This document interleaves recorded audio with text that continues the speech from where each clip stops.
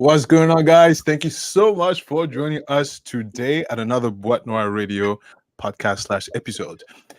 So, first and foremost, an extra big thank you for the returning viewers because without you, honestly, there wouldn't be any of this. To the guys who are new here, I am one of your hosts, Alistair, and I'm co-hosted by Beefy, your shit talking squirrel friend. exactly. And Beefy, what is one of our favorite tagline? If we, as you and I discuss things, if you are easily offended, then what can you do? Just get the fuck out. Just Exactly. go. You have to keep an open mind. Exactly.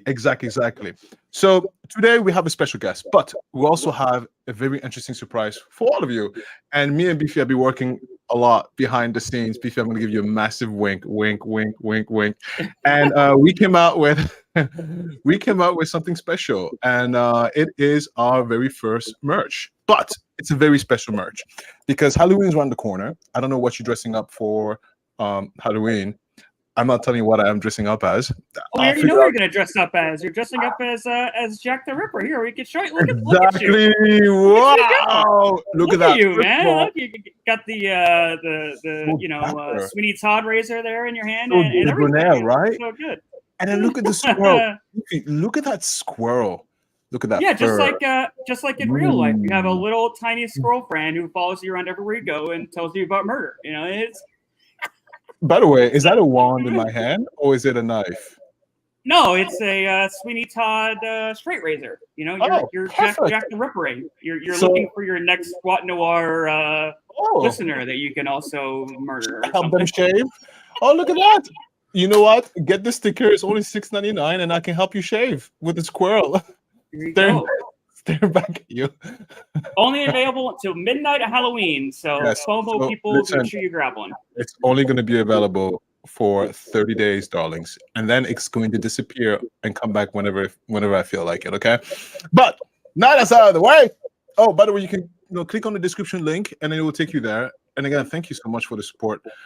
Even your eyeballs are being so rude. We have an absolutely monumental guest today. Gavin, I am so grateful that you are monumental. Come on. I'm trying to keep myself from fanboying out. We had our little meet and greet earlier, and I'm getting flushed. I'm getting flushed, guys. Oh, I'm starstruck Gavin, over here. He really was getting flushed. When I was on the phone with him yesterday, I was like, "Oh my God, it's Gavin! I'm gonna try to keep it together." I was like, "Okay." That's hilarious. That's fun. But I'm glad to be here. Thanks for having me. Thank you so much for coming on. For anybody that doesn't know, Gavin is not just a true crime YouTuber, fellow like us, but he's also a really good investigative journalist. You actually do that full time. Don't you actually have to be? You're leaving here to go moonlight as a reporter, correct? Yeah, moonlight. No, I full time report, and I moonlight as a YouTuber. I think is the best. No, all right, my bad. Yeah, I probably should have swapped those. Sorry. I love it, Gavin. And you know what? Like I told you, Gavin is nosy like the rest of us, but Gavin has a little nosy gene that's maybe a little better than us. Right, Miffy? I mean, Gavin, your work is amazing. I have to say. You know what? Definitely grace us with your presence. You're not only the biggest name we've ever had on this show, but I look up to the work you've done and continue to do. And again, I can't say how grateful I am for you doing this. So just thank you again for being here. Hey, Gavin, how big is your head? Gavin, bigger. Bigger as the moments pass. So okay, well, we have limited amount of time with our friend here, so I want to jump right into it. You mind if I just stick over here? Okay. All right, let's do it. Let's do it. Some of this is going to sound a little repetitive to you, Gavin, but just bear with me as we go through the case file here for our listeners who may not be familiar with this case as you and I are. So, as a true crime aficionado, I've heard and seen my fair share of true crime cases, from the curious to the downright horrifying. I've pretty much seen it all. But every now and again, every once in a while, you get a case it's just so shrouded in mystery, so infuriatingly perplexing. When you take a step back from the Charlie Day corkboard of yarn and thumbtacks where leads are pointing in all different directions, you just kind of left with, what the fuck happened here? And that's very much the case of Ellen Greenberg. I think of cases like Maura Murray, D.B. Cooper, even up until recently, Dyatlov passed. You guys know what I'm talking about? Like those cases that just none of it makes sense. All right. Mm-hmm. Gavin, can you think of a couple that are like that, where it's just like none of the evidence seems to mismatch anywhere? Yeah, I can think of a couple that, but they're not well known, because the cases that really speak to me are the ones that most people don't know about. But yeah, Ellen Greenberg's case fits right in with exactly what you're saying. It's like, what is going on here? This is obviously a murder, but to this day, it is labeled as a suicide. You're very Wow. correct. The deeper you dive into this case, the more mysterious the details surrounding it truly end up becoming. It's been featured on Oxygen, Dr. Oz, 48 Hours. Alistair, I'm getting a little reverb. Can you just push the talk for a little bit? Our guest today has done some very exhaustive and commendable work on this case. You know, I have to sing your praises once again, but most of what I prepared today has come from your website, which is just a treasure trove of crime scene pics and recreations, some of which we're going to take a look at here in a little bit. Hopefully you won't copyright strike us when we end up getting monetized. No, use anything you want. But this is very much one of those perplexing mysteries that has just been gobbled up by the zeitgeist of the true crime community. And I think one of the reasons these unsolved cold cases fascinate us so much as humans is we have an instinctive need to kind of like wrap things up. You know what I mean? Like we want finality to come to these stories. Like that's why stories are typically told in an arc format. They have a beginning, a middle, and an end, because from a human perspective, we have a need to bring things to a close. That's not going to be the case here. You know, when it leaves us at a sense of whole, all this, we will not be getting a sense of finality. You're left with more questions asked than answered. But that, unfortunately, is the reality we are put with this case. We may get there one day in regards to Ellen Greenberg, but for today, at least, we are still left to speculate on exactly what happened on that date in January of 2011. With that, let's examine the strange case file behind one of the most perplexing stories that will ever be told on this podcast. Exactly what happened to Ellen Greenberg. There she is. Born on June 23rd, 1983 in New York, to parents Sandy and Joshua Greenberg. There they are. Eventually settling in Wyandotte County with her fiance, Samuel. Oh, there's little baby Ellen. Isn't she cute? Yeah. There's the happy couple themselves. They rented an apartment in the Mayanock neighborhood of Philadelphia, Pennsylvania. And at the age of 27, Ellen was working as a school teacher at am I saying this right? How do you say it? It's pronounced Juniata. Okay, I was totally off. It's hard, yeah, Juniata. Thank God we have the expert here. Juniata. This is their apartment. And there's the school, Juniata Park Academy. You know, there it is. Happy life, happy kids. There they are. This is right off their website, the Juniata School. This is her and her class. You know, happy school, happy kids, Right. Happy life. Pretty standard, Ellen yeah. seemed to have it all. She did. You know, she achieved the American dream. She was working her dream job. She was about to marry the man of her dreams. The couple had even recently sent out save the dates for their wedding. By all accounts, Ellen was getting ready to settle down for the golden years of her life, and things could not have seemed better. At least, that's the story that seems to be presented on the outside. According to Ellen's therapist, she'd been suffering from anxiety in the weeks leading up to the attack. Although we obviously can only speculate as to what the true cause of her anxiety might have been. According to Ellen herself, both in her diary and according to her therapist, all of this stress was, quote, work-related. However, coworkers will report nothing out of the ordinary as far as the typical goings-ons of what a school teacher would see in the everyday teachings of a class. Just standard everyday stress that a teacher would face. And to be fair, just because she was suffering from anxiety doesn't necessarily indicate trouble in paradise. I think you yourself even said on your channel, Gavin, that you commended her for reaching out to a therapist for anybody that, you know, it happens to all of us. We all struggle with mental health at one point or another. Just because Ellen sought out therapy doesn't necessarily imply that things were amiss in her life. But it is nonetheless a detail of this case that will become important for reasons that will become apparent shortly. So it seemed important to at least talk about that. So it would be on January 26th in 2011 that a massive blizzard, what we in the Northeast call a nor'easter, would descend upon them. And Greenberg would be dismissed early from school and would head back to her apartment back at Mayanook in Philadelphia. That's over here, the Venice Lofts. So she goes back home, early day from school. How awesome, right? Snow day. Isn't it the best? Can you guys think of a time when you had a snow day at school? Isn't it the shit? It's the best thing ever. It is the best. Now, I love it. For sure. if you grow up in Africa, there's no snow day. So what do we have? Just almost spit out my coffee. I What forgot. do you have? They don't exist. So you go to school. Simple as that.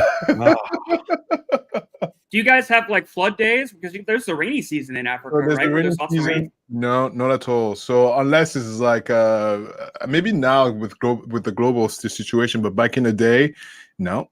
Get your butt up and go to school. Yeah. All right. Anyways, so yes, the blizzard would send the kids home from school early, and Ellen would head back to her apartment, stopping to fill up her gas tank on the way home around 1:30 p.m. By 2 p.m., she was reportedly back at her apartment at the Venice Lofts. Ellen would spend the rest of her day kind of lounging at home, texting with friends, playing on the computer. She calls a restaurant at one point, unclear if she's making a reservation or what's going on. And at around 4:40 p.m., her boyfriend Sam, this is what he tells the police anyways, that he goes to the gym and he's there for about an hour. When he gets back home to the apartment, the door is locked. Now you might think this is kind of odd, right? If he lives there, why is he locked out? But their door was kind of strange. It had one of these hotel latches on it. It wasn't the standard, just you put your key in and unlock it. It was latched from the inside. So eventually, Sam, he gives up, right? He's kind of banging on the door. We have records of him texting her several times. These are the texts that he sends to his girlfriend. Kind of strange. I feel like there's almost like a little bit of an angry tone, but that doesn't necessarily say anything. You know what I mean? Like, I would be pissed too if it's actually happened to me. I've been locked out of my apartment, and I remember being furious with my girlfriend. Like, what are you doing? Open the fucking door. But so wait, I can't just. Sorry, go ahead. I don't mean to interrupt you. Would you be this kind of furious? I mean, those text messages seem very toxic. I was angrier, and granted, I was in a toxic relationship, so that might be a contributing you factor were in this. angry. But I was angry that I said worse than this when I got locked out of my apartment. Oh wow. She was in there sleeping, and I was banging on my door. I had to go get the key from my neighbors. When I came in, I was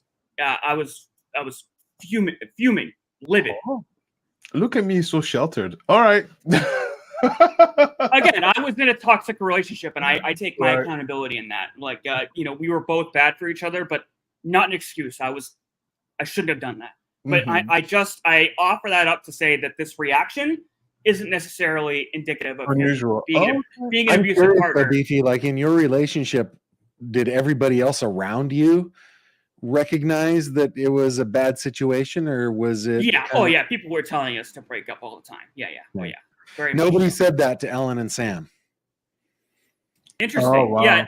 Ever. From what I read in the case file, they seemed all just like all reports. They were just a happy couple, right? Yeah. I mean, that's what everybody believed. Yeah. Yeah.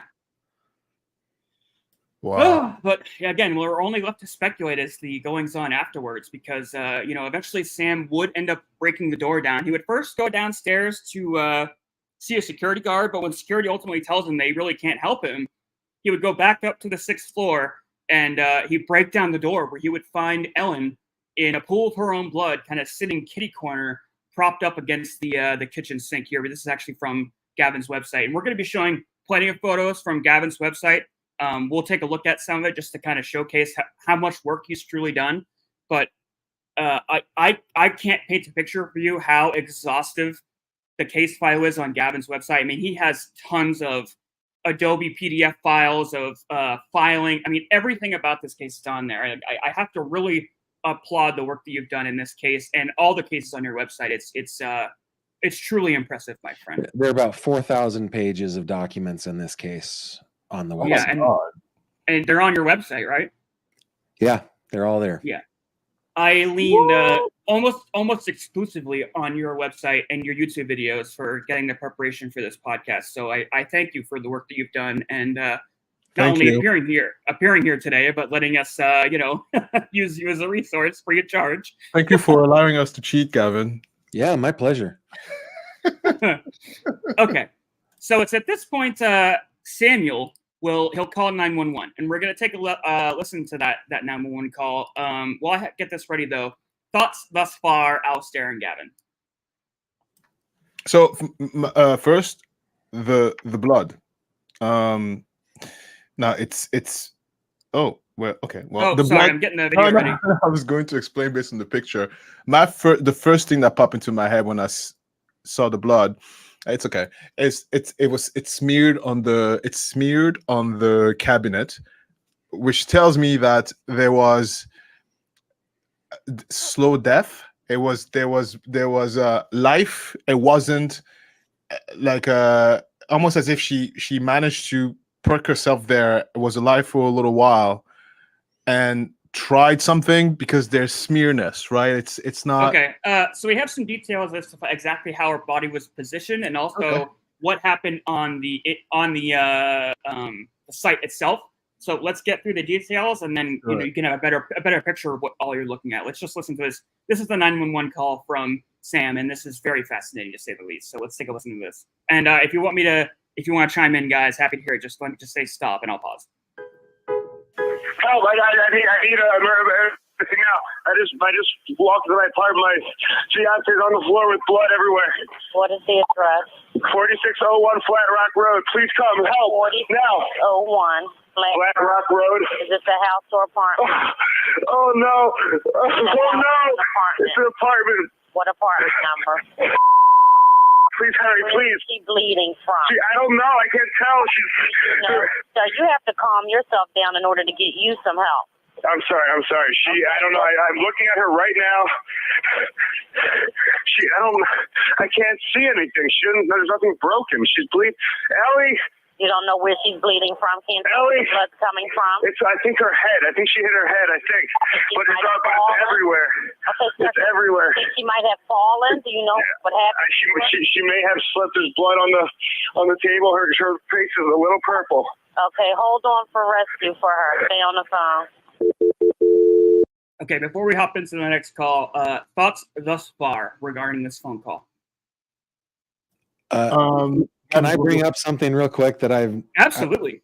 Okay, this photo that we're looking at has Ellen and Sam in their kitchen. They're in their Maniac apartment, Venice Lofts apartment.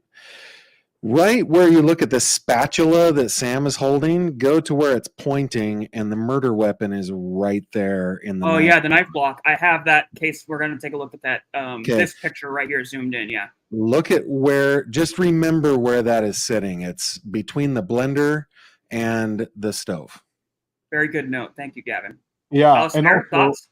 also, if you look at the cabinet, because in the previous picture she was on the floor at the junction of the cabinetry. Yeah, she is down here. We kind of can't see it. Yeah. Right. So, which, if I have to do an educated guess, someone grabbed the knife with his left hand and maybe stabbed her while she was facing forward, and with the smear of the hand on the cabinet thing, it was like,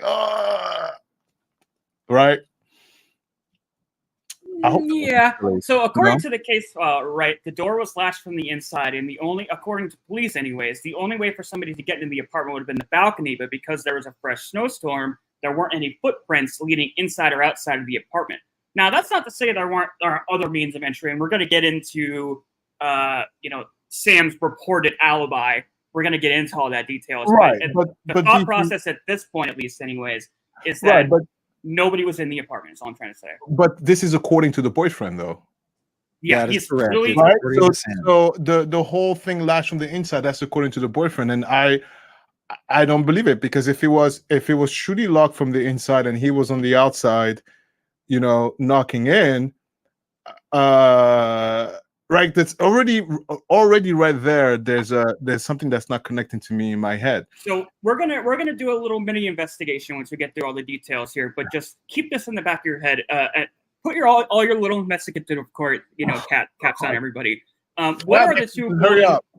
What are the two golden rules for any investigator? What can you guys think of like the two number one things you think of when you start an investigation? Can anybody chime in? You guys think maybe anybody in the comments? I'll tell you number one. Go. In any death investigation, always assume homicide. That's number one. But yeah, basically, there are no coincidences. kind of, right? It's like what you're kind of trying to say, like start from the assumption of the worst and then work your way out, kind of, right? Work your way down. Yeah, absolutely. Serendipity, like Lady Luck is very lazy. She's very lazy. Even more than that, and I'm sure any true investigator will tell you this, it's always the husband. No, I'm just kidding. That is something people say. But more importantly, there are three main inciting factors why somebody might murder, and you'll hear these time and time again. And investigators constantly come back to them because they're more often than not the motivation behind these attacks. They are either sex-based, financially based, or love-based, right? These are three things that Samuel has to benefit from, all three of which, at least to be speculated upon from our investigative story side, right? He has, there was some sort of financial benefit on his end, correct, Gavin? Some sort of what? Financial aspect. He's benefiting financially from her death, correct? I don't. Is there think life insurance? No. Well, and he was not her next of kin because they weren't married. Right. And Sam comes from a wealthy family. Ellen's dad was a periodontist. It's not like they're poor. Yeah, right. But in comparison, Sam comes from the family that has most of the money. Having said that, I think Ellen was probably making more money at the time than him. I'm guessing that. I don't know, but yeah, I think that. Well, even so, 2 out of 3 ain't bad. I have to feel, so from the 911 phone call, he did seem and sounded to have to be going through stress, right? So it will be very difficult to from what we just heard, just to go back to your initial question, Beefy, to make a judgment based on this snippet we've just heard. Because right now, it sounds like, oh my God, someone just walked into their spouse bleeding to death on the floor. Yeah. This phone call is fishy to me, but let's listen to the rest of it before we dive in deeper on that. Yeah, Alex needs to listen to the second half. Yeah. Heck, this.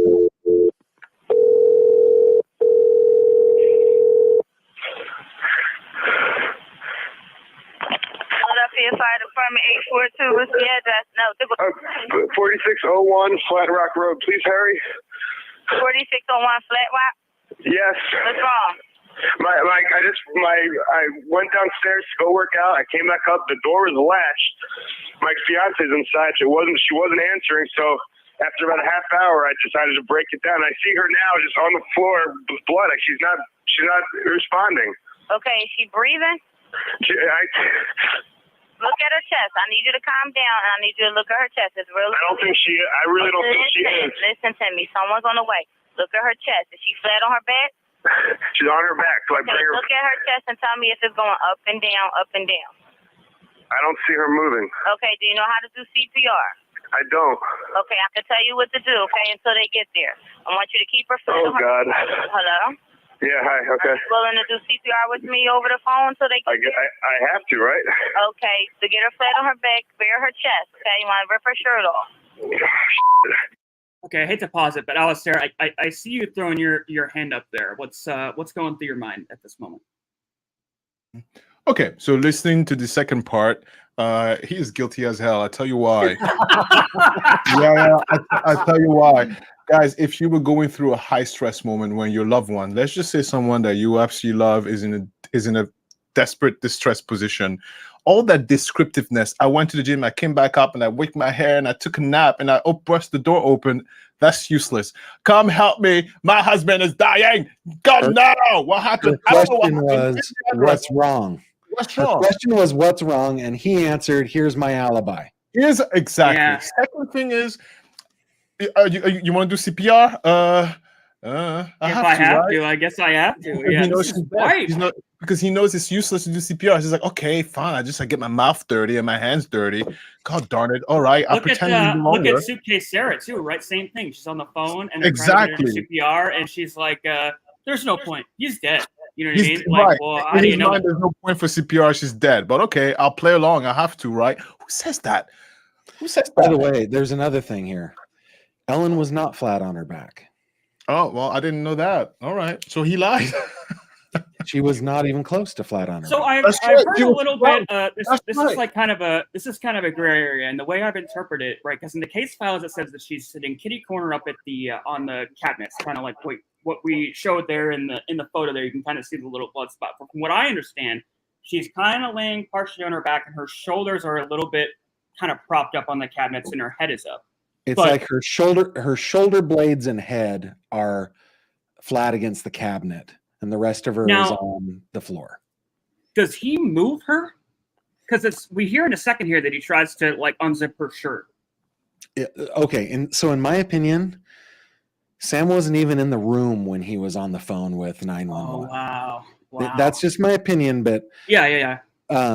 but I don't think that he was, and that's just based on files that I've read and what he's telling her. I just don't think that he was there. So Wow. yeah, And just to be fair, just in the sense of what do they say, playing devil's avocado, so to speak. People say that in the comments of your videos a lot too about this, with his reaction to like, oh, I guess if I have to, put yourself in his shoes for a second. Again, just to play devil's avocados. He's a spoiled rich kid who's never been exposed to this kind of thing before, and he's walking up to his quote unquote fiance who's just been murdered, suicide, whatever the situation is, allegedly. I don't know if I'd be necessarily chomping at the bit to get all covered in blood and stuff too. I mean, if it's my fiance, I would probably do whatever I can to help her. But that doesn't necessarily mean just because I would do that somebody else would. That's all I want to say. that's perfectly valid. None of us know how we would react. respond. Yeah. Mhm. However, like you don't give your alibi. Yeah. When you're asked if you'll help or what happened, you don't. It just isn't natural for people to give an alibi. And your question, did he move her? There's evidence that she was moved, but like I said, I don't think he was in the room. She wasn't moved while he was on the phone with 911. So in cases like this where I really can't stake my, plant my flag in one camp or another of guilty or innocent or whatever, I tend to lean towards, and this is a term or phrase that's very timely, to like, what kind of smells fishiest? You like that? Play over Gavin Fish? I'm the comedian, whatever. Anyways, I say that to say this phone call is fishy AF. Like, this thing reeks of haddock and tilapia. Like, it just... And again, it's not necessarily that it points the finger one way or another. It's amazing, by the way. Why tilapia? It's a very smelly fish. And it's my favorite fish. It's very healthy. It's whitefish. It's good for you. It's got those omega-3s. Anyways, I don't necessarily know that this points towards guilt or innocence. What I can say is his actions during the phone call when he's acting is fishy AF. And if I can't make a claim, and all I have is to lean towards what's fishy, this phone call sticks out like a sore thumb. I think that if this case were to go to trial, while it is not evidence of anything, it certainly would make the jury think twice, right? If a jury heard this, they would go, "Oh, come on, man." It does kind of give vibes of like, and the Oscar goes to like bad acting, Right. Yeah. I think if I was a juror and evidence presented thus far and examining everything, I would have a hard time convicting him based on what's presented. Not necessarily to think that I think that he's innocent, but I don't know that what I've seen meets the burden of proof. But let's listen to the rest of this and let's go through the case file, and you guys can make up your own mind. Okay. Still down by her side. Oh my God, Ellie, please. Listen, you can't freak out, sir, because you. Okay, I'm trying not to. Her shirt won't come off. It's a zipper. Oh my God, she stabbed herself. Where? She fell with a knife. Oh no, her knife's sticking out. God! What? Oh my God! How did that get there? Sorry, it's so lame. Oh my God! There's a knife sticking out of her heart. Wow. It's so bad. There's a knife sticking out of her heart. Oh, she stabbed herself? I guess so. I don't know where she fell on it. I don't know. Okay, well, don't touch it. Okay, so I just let her down. Here now. I mean, what do I do? No, I mean, you can't. If the knife is at her chest, it's going to be kind of hard for you to do CPR at this time. Oh no! Oh my goodness! Okay. Police with operator. Yeah, you're having the same reaction I am. Oh no, well, that's too bad. Guess it's a wrap. We did everything we could. First of all, that lady is throwing so much shade. She's like, "Oh, she stabbed herself. Yeah. Oh, okay. Well, don't touch the knife. What are you?" Wait until you get to the rest of this, Alistair. It is bonkers. Wow. 277. Is someone coming here? Yes, they are. You said 4601 Flat Rock, right? Yes. Okay, someone's on the way. And the knife is still inside? Wait, so what? The knife is still inside of her? Yes, I didn't take it out. Was it her chest or what area? It's in her chest. It looks like it's right in her. We all heard that, right? He just laughed. Yes, he just laughed. Yeah. I can't even breathe. What is It this? would be I funny can't if believe- it wasn't so horrifying. Like that is a Yeah. drop the phone kind of moment. Like, what the fuck did I just hear? Do you know what makes it even a lot more disturbing? The fact that he is so comfortable to even insult us like that. Like the comfortability. He's chummy with her. He sound like old friends, Yeah. chumming it up. Like, Yeah. look, there's a knife in there. Go figure. Yeah. You don't see this every day. Like, what the fuck? Whoa. So I've listened to this recording hundreds of times. The thing that sticks out to me, and I don't know why, but it sticks out to me, is he says I there's a almost made knife a bad in her joke. heart. Right, it's the heart. Like, how the hell do you know it's the Who heart? says there's a knife in her heart? Yeah. Right. I don't say there's a knife in the liver or the kidneys or anything. It's like you don't Yeah. identify the organ it's in. You say there's a knife coming out of her chest. Right. And again, like it doesn't point towards guilt or innocence. It's just fishy. weird. Like it's just Yeah. weird. Yeah, and that's typically what you see when people are guilty. It's like just none of it makes sense. Like it's not consistent Yeah. with somebody that's innocent. Is really what it comes down to. Because when somebody that's actually guilty, they don't know really what an innocent person would sound like because it's not Yeah. coming from a place of being genuine and authentic. Yeah. So they don't know how to replicate that. That's why it sounds so fishy. That's why I tend to Yeah. lean towards, okay, this doesn't point towards guilt or innocence. It just sounds fucking weird. And there are a lot of pieces of evidence in this case that are like that don't make the boyfriend look that great. And we're going to get into those here in a second. I'm just going to let the rest of this play. Her heart.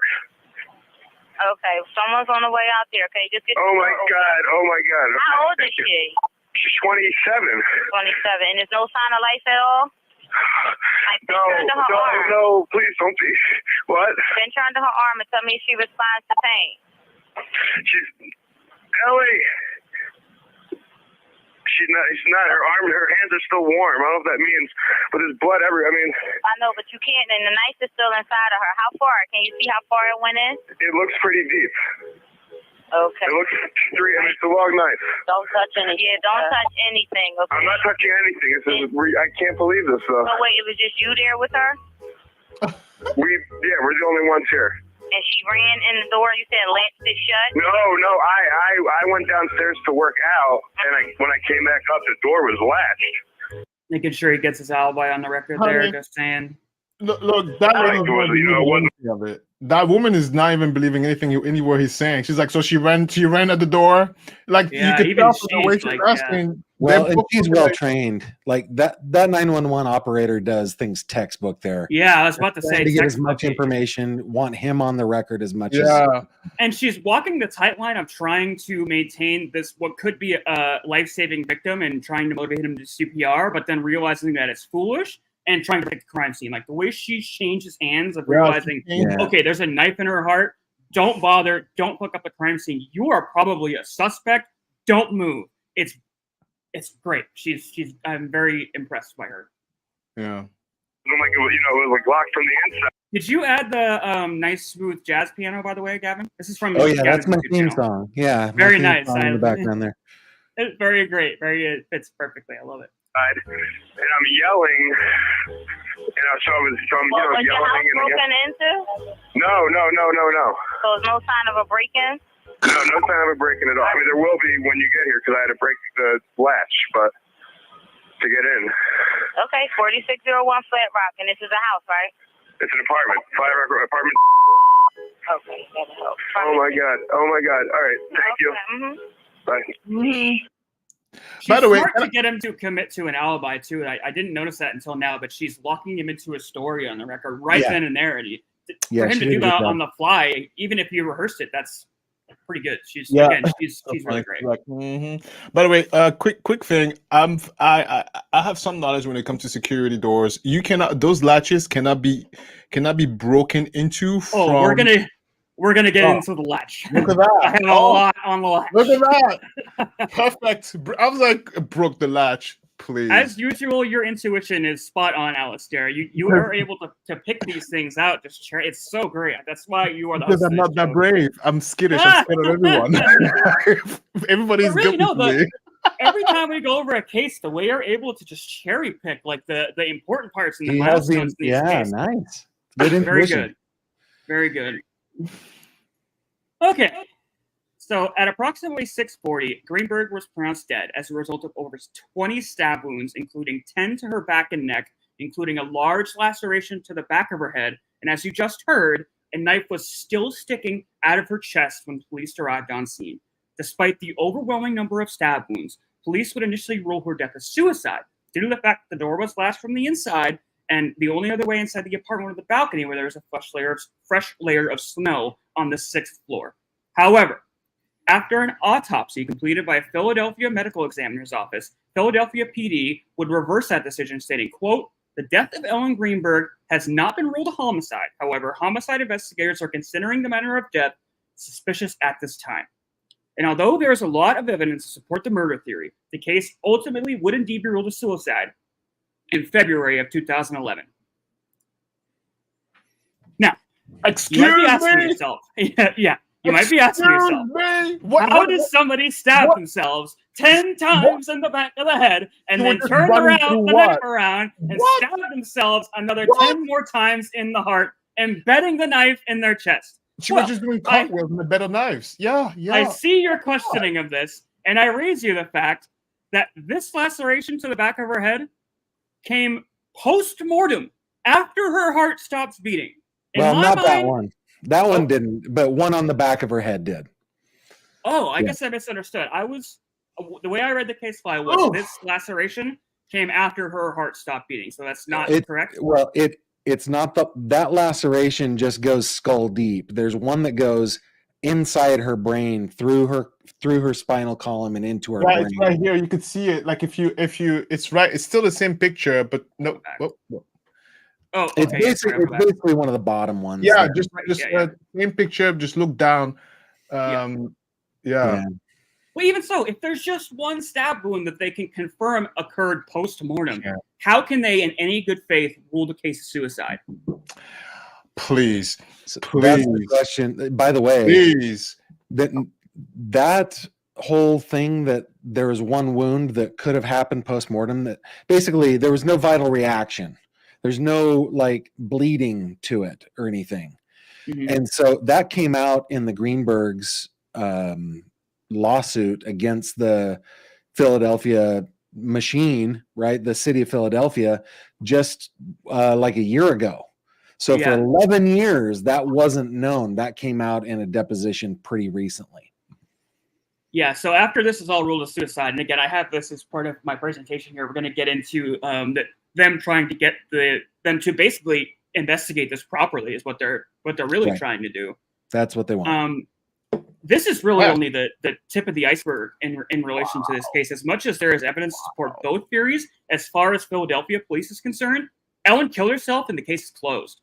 But that hasn't stopped independent investigations from media on outlets and online sleuths like our us and our friend here, Gavin, from doing very investigatory work. I love it. And digging into the details of this case, obviously present company included.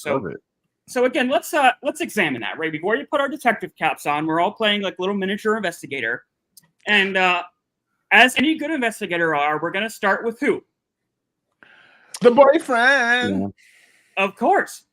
So, in an effort to paint exactly what Sam Goldberg did on the day of January 26th, let's settle in for another edition of Theater.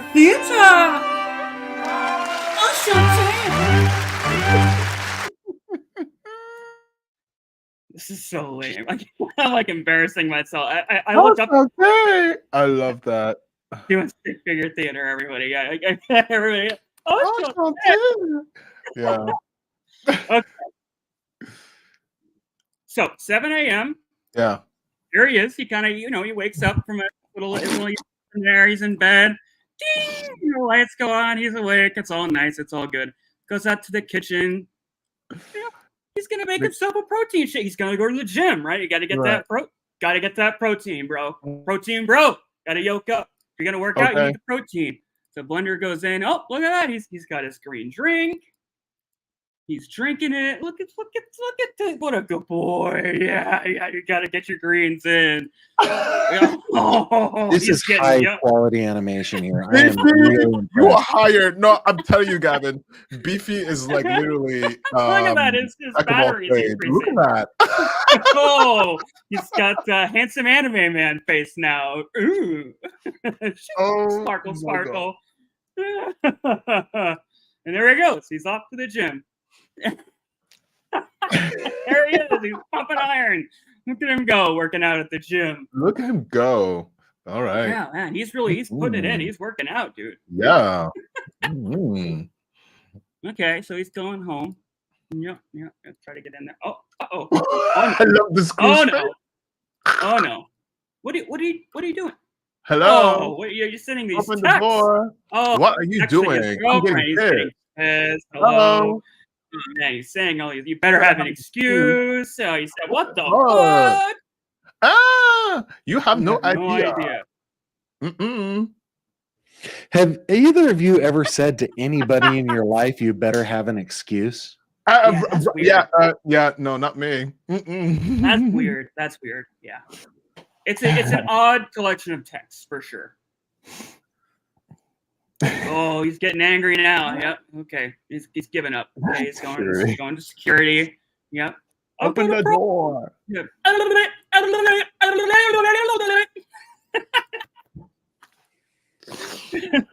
Shoo. I need to go feed my pet llama. My pet llama. Oh, Beefy, you're the best. Look at that. No, again, this is important. This is what Sam Goldberg does according to him. Right, so that's the only version of events we have. Yeah. According to him, the officer goes up with him, but we're gonna get to that. Boom! Kicks the door in. Yeah.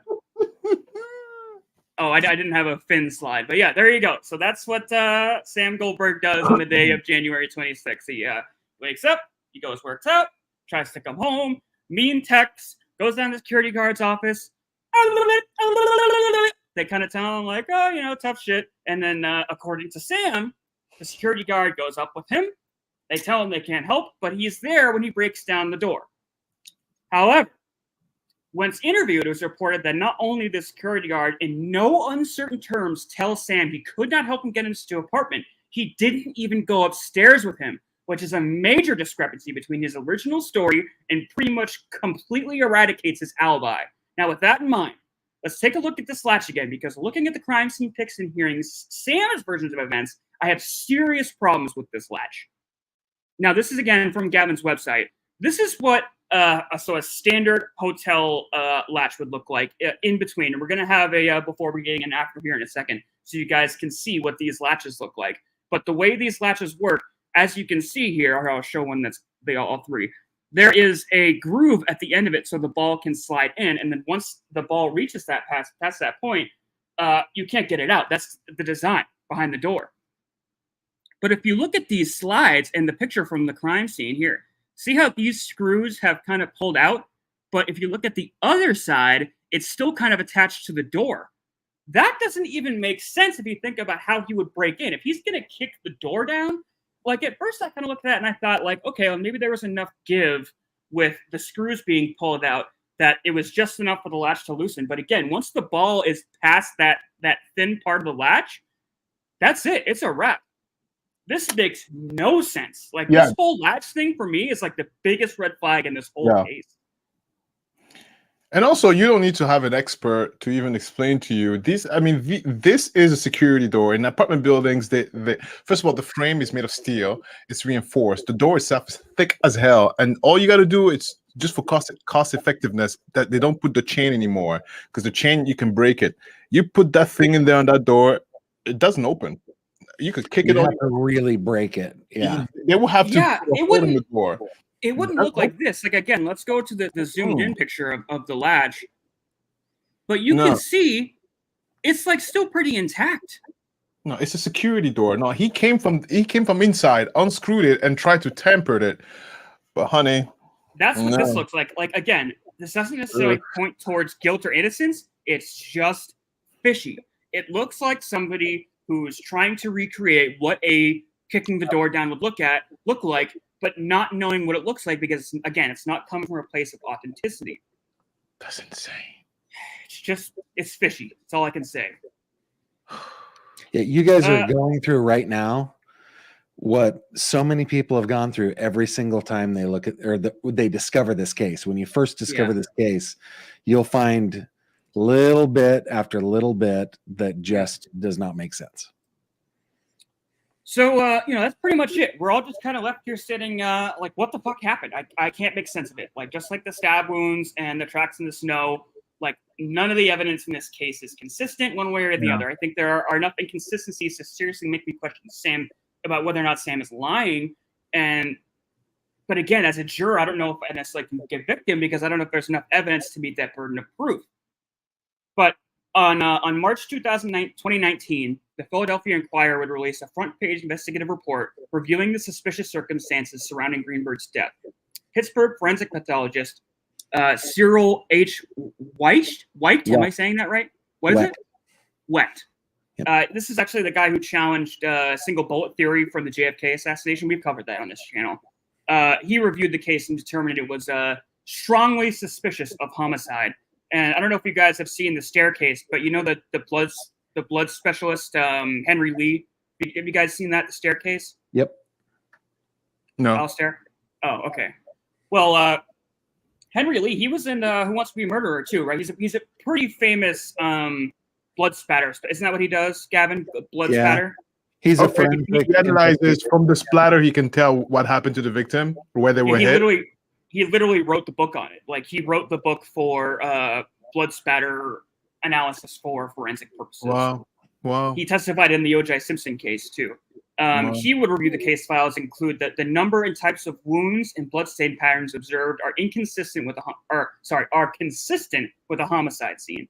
Now, to be fair, Henry Lee has kind of made a career of going against the police narrative, but it's not to say he's not accomplished and his opinion shouldn't mean anything. Lawyers go to him because he's very experienced and knows this stuff. So just because he's been consistently on one side doesn't mean his opinion doesn't matter. Is all I'm trying to say. How do you explain a stab wound post-mortem though? And when you broke the door, like this is what I mean. Like all of that mumbo jumbo crumbles in the eyes of, okay, fine. Let's just assume you're right. What about this thing on her head? What is that? Who did that? The cat? Who did that? Yeah. So Wayne K. Ross would write that the stab wounds to the brain and spinal cord would have caused severe pain, cranial nerve dysfunction, and traumatic brain injuries. So in other words, halfway through this, she wouldn't have even been able to execute the rest of it. Like whether she starts at her chest or she starts at the back of her head, she can't get, you know what I mean? Like she will not have the amount of function left in either of those facilities to finish the attack if this was a suicide, is basically what I'm trying to say. It doesn't make sense. I don't know. Is there more, Beefy? So that's basically the case file. Okay. The rest of what I have is going to be more focusing towards Gavin's investigatory work. Unless you'd like to take over, Gavin, to go over kind of what the parents have done to try to get the case investigated again and the aftermath of all this. I'm happy to keep going unless you'd like to take over. Well, yeah, I know this story inside and out. If you guys have questions, let me know. Yeah, Gavin, why don't you take over and explain to me and to our viewers what happens next? So now we understand a little bit of the scene. We understand that obviously he's a liar, and we understand the police station over there in Philly, PA, same difference, is incompetent. So what happens next? go, Gavin, because as mom and dad, first of all, is it the only daughter? That's the only child? That is their only child. Okay. So obviously they raise hell. So go ahead, walk us through what happens next. We don't need like that extra mumbo jumbo of the police stuff. They're incompetent. What did mom and dad do?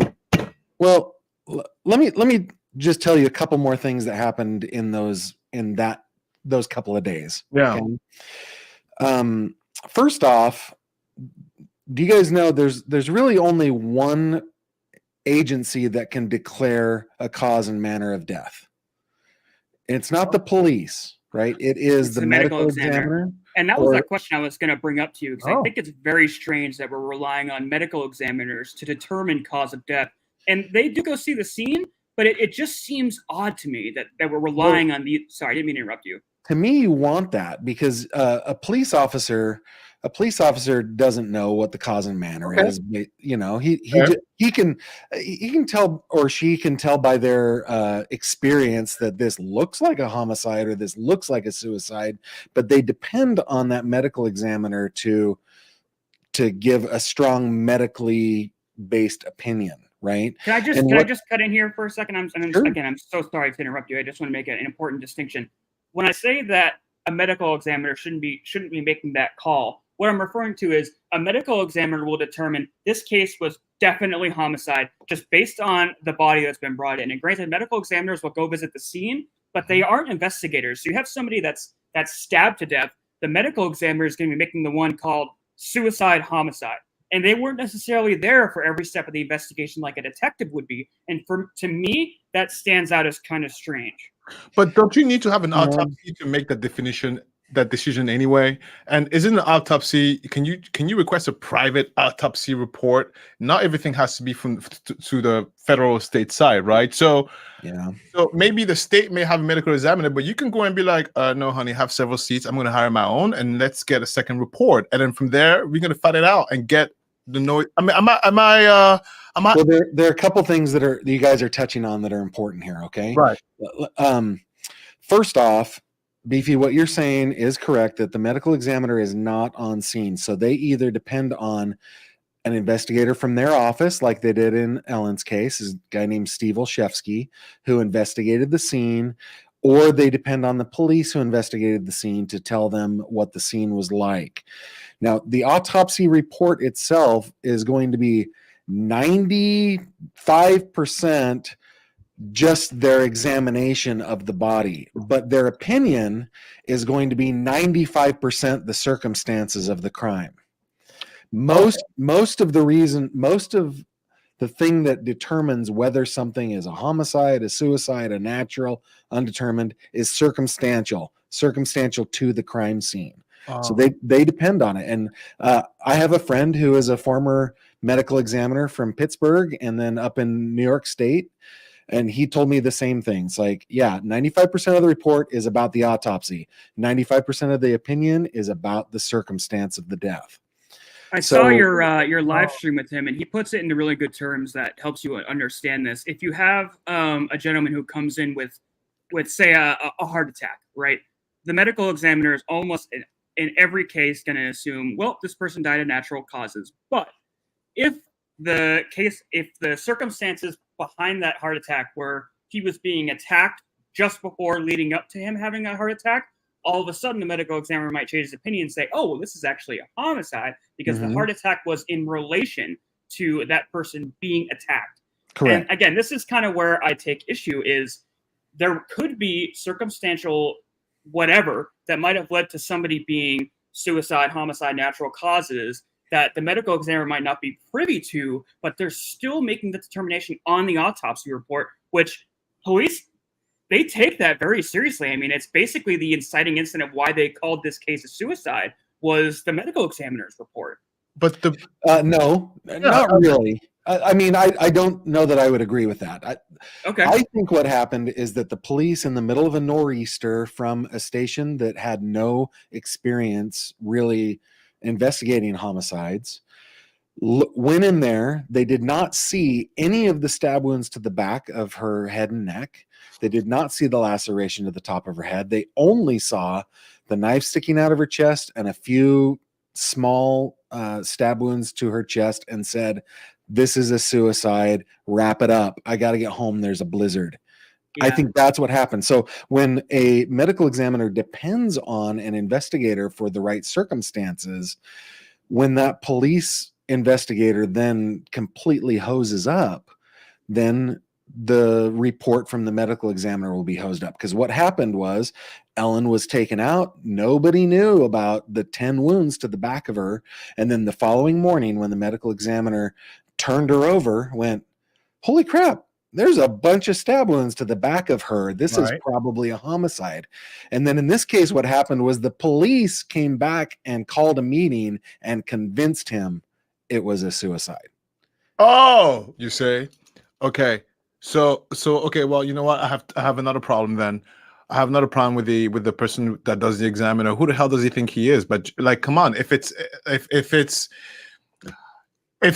I don't understand how you rationalize being stabbed 1,000,000 times and it's just in the back of the head and it's suicide. Come on, man. This guy needs to be fired.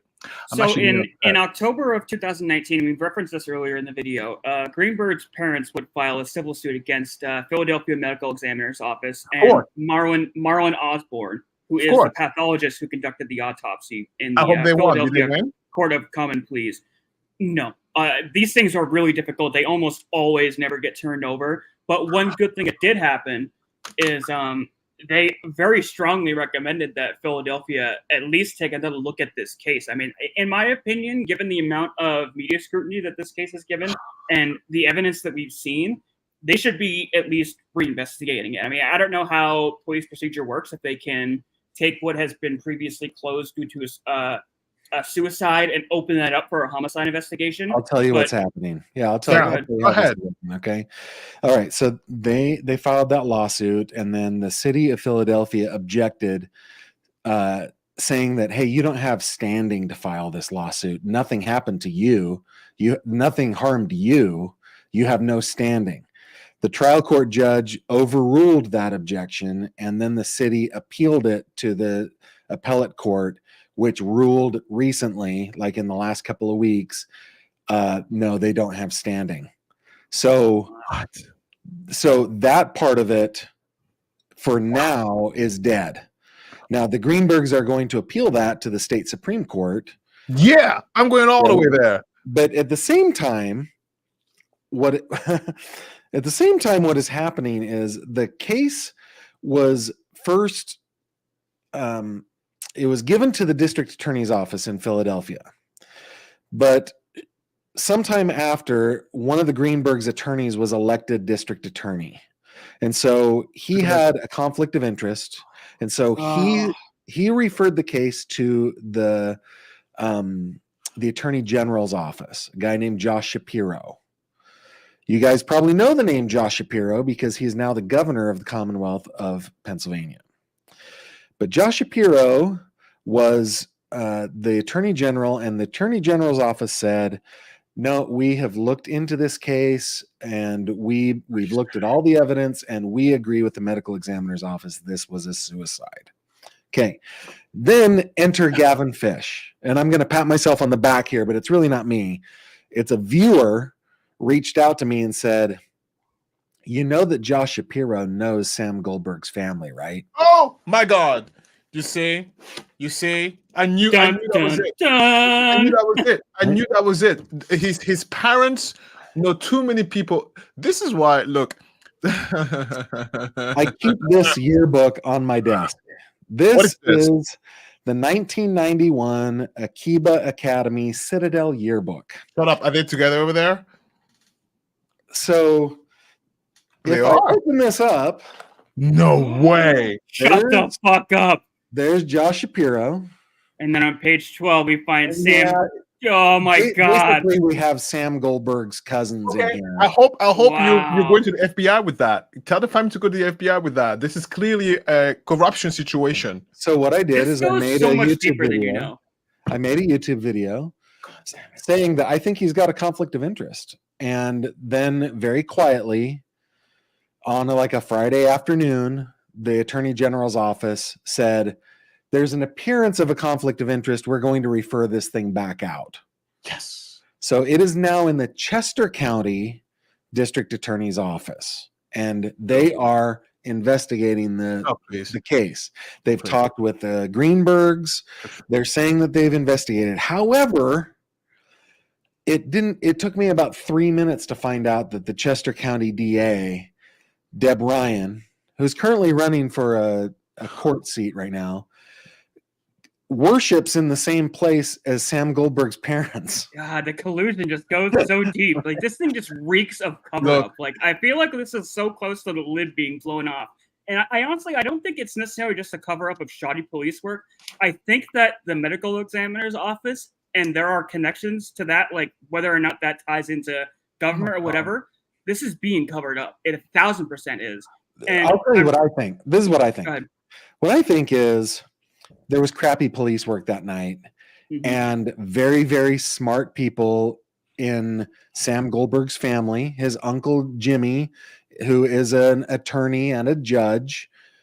I think that this is my opinion, I think they've taken advantage of the situation of crappy police work that night to just make the case go away, to make the police say, it's a suicide, to make the medical examiner. And it doesn't necessarily go against their own interests, because they're not exactly looking great in this whole thing. From what you said, it sounds pretty consistent that there was a blizzard. They thought they had it all kind of wrapped up on scene, and they really should have done a lot more investigation that night. And looking back at it, it just makes sense to kind of, this is done. And I can feel Sandy Greenberg screaming at the screen right now when she sees this video. I don't know if she's watching it live or if she's going to see this eventually, and she's screaming at me, Gavin. She's saying, "Gavin, mention Uncle Jimmy a little bit more." So, Alistair, you're going to love this. How dare you? Go ahead. So, the day after Ellen was killed, she is of the Jewish faith and heritage, and they were going to have the funeral very quickly. All right. So Sam Goldberg's uncle James Schwartzman, Uncle Jimmy, calls the apartment manager and says, "I need to get into the apartment and get a suit for my nephew." What the fuck? So the apartment manager calls the police and says, "I'm not sure what to do here. Can I allow anybody in there?" And the police says, "Oh, it's a suicide. There's no crime scene. It's not locked down. Go ahead." And she's like, "Well, it's kind of a mess in there." And they go, "Here's a number for a crime scene cleanup company." So she then calls the crime scene cleanup company, who she was referred to by the police. They come and clean up the apartment. And then she allows Uncle Jimmy to come in. Well, first what she does is she videotapes it before it's cleaned. Okay. And then it's cleaned. And then she says, "Come on in, Mr. Schwartzman. You can get a suit for your nephew." Schwartzman goes in there. He not only takes the suit, but he takes Ellen's phone, her personal laptop, and her work laptop, and takes it away. Meantime, Marlon Osborne. Even if they were to get a conviction, don't they have like a trace of evidence, like the what's that chain called? of evidence is broken, Yeah. right? Yes. Okay, so meantime, Marlon Osborne is now looking at Ellen going, "This is a homicide." He tells the police, "This is a homicide." And the police go, "Oh crap, this is a homicide. Get a warrant, lock this down." So they do. And then they go in and they search the apartment, which has been professionally cleaned. This makes me sick. Right? Oh, no, there's one more detail, Alistair. You're going to love this. My heart sinking to the floor. The apartment manager goes to the police and says, "I have this video so that you can see what it looked like before it was cleaned." And she gives them the video. Okay. Now, these many years later, the Greenbergs find out that there's a video about this. And in their lawsuit, they ask for the video. That video is nowhere to be found. It is nowhere in the file. It's in a safe somewhere. It's gone. And I even talked to a former assistant district attorney at the Philadelphia DA's office, and I was like, "So in your file, was that video there?" He's like, "That video was not there." It's so interesting, and this thing, it reeks so much of collusion. But this is why I wanted to talk about this when I found you were coming on, because you've not only done so much good boots to the ground reporter and investigatory work on this case, you are so intertwined with the investigation, Gavin. At this point, your name is synonymous with the case of of Ellen Greenberg. And I want to talk to you about something. You started getting cease and desist letters, correct? Oh, I got from an attorney representing Sam Goldberg's father, his uncle James Schwartzman, and his cousin Kamian Schwartzman. I got a They're legit. oh, this Trying is to- war. They're trying to silence him. Let's fight. Let's fight. Even What- more alarming than that, I need to ask you about this. This was a comment on your most recent video, right? And I can take this down if you don't want to talk about this. Are you okay if I bring this up? Yeah, it's fine. Okay. So for anybody that can't see, I'm just going to read this out loud. So this is a comment from @user IQ7BS, just a random string of letters that come up when you make a random YouTube name, basically, right? It's like anonymous. You, Mr. Fish, are a snake slithering around to make money at the expense of Ellie. I hope she comes back and haunts you. You are, in my opinion, disrespectful and sick. Autopsy pics. You are an evil man. I So, had Gavin- shown very cropped portion of the autopsy photos And to because be fair, you take something a whole... your viewers should know is that the Greenbergs have entrusted me with autopsy photos, with crime scene photos, and lots of things that we have not made public because we don't want to hurt the case. But Yeah, not they sure. I let should me say, too. show a very cropped piece of an autopsy photo. And it was relevant because there were bruises on her neck leading to strangulation. It wasn't Yeah, like he was just showing them manually just to show it. strangled. Yeah. Yeah, there was a reason for it. And he very clearly says, I'm going to show this. There's reasons why I'm showing this. There's a very particular, only the portion that you need to see him. It's not like the lady that we heard about recently who was just trying to make money. That's not this, right? That's not what's going on. This was a very deliberate, again, he had blessing from the family. It made sense. It's helping the investigation. It was a good thing that Gavin did. So Gavin responds to this horrifying comment very professionally. He says, one, you'll notice that there aren't any ads running on this video. And two, this case already haunts me. I did this video with the blessing and permission of Ellen's parents. This anonymous user responds, so her parents are your undignified moral compass? Why show her autopsy pics? Did that satisfy your morbid curiosity? You disrespected Ellie for YouTube money. That's all. Now all the perverted creatures on the dark web can subscribe and help you with your viewer base. That's all this is about. Who does that to a corpse on social media? Creep. Gavin then responds, only Sam's friends and family ever called her Ellie. So, who are you exactly? I see you made your YouTube account 3 days after I uploaded this video. Why? Just to come on this platform and call me a creep? Again, no YouTube money is being made in this video. And I think I explained quite well the reason I showed the pics. And he has a whole disclaimer about it. What does it do to show her injuries publicly? Are you asking about that? It shows that she was strangled before she was murdered. Hello? And he's right. Like, there's very good reason why he's showing it. There's evidence that she was strangled. Why that isn't in the case file is fucking infuriating. Yeah, it's not in the autopsy report. Yeah, What's even creepier about this? Yeah. This guy deletes his account, right? After this? Yeah, it's gone. Fucked up. No, it's Sam. I think so. Yeah, it's him. Get out of here with that. It's I him. It's stupidity. Oh wait, don't come after me, Sam. Yeah, right. We're gonna start getting cease and desist Hi, letters. Sam. Nice to meet you, Sam. Yeah. No, he's moved on. He's got a family. He's not paying attention to this crap what? anymore. He's living that high life. I don't know that this matters to anybody, but I've spent way more money in lawyers' fees than I've ever made on any YouTube money coming in right? on this case. It's so funny. Wait, because you got sued? No, well, I did not get sued, but I got a demand letter, and I had to hire an attorney that knows about liability and defamation and stuff. It's a very expensive thing. Yeah. Yes, don't play with that. That's why allegedly it's plastered everywhere. Yeah, it's no joke. But you know what? Let me tell you something, Gavin.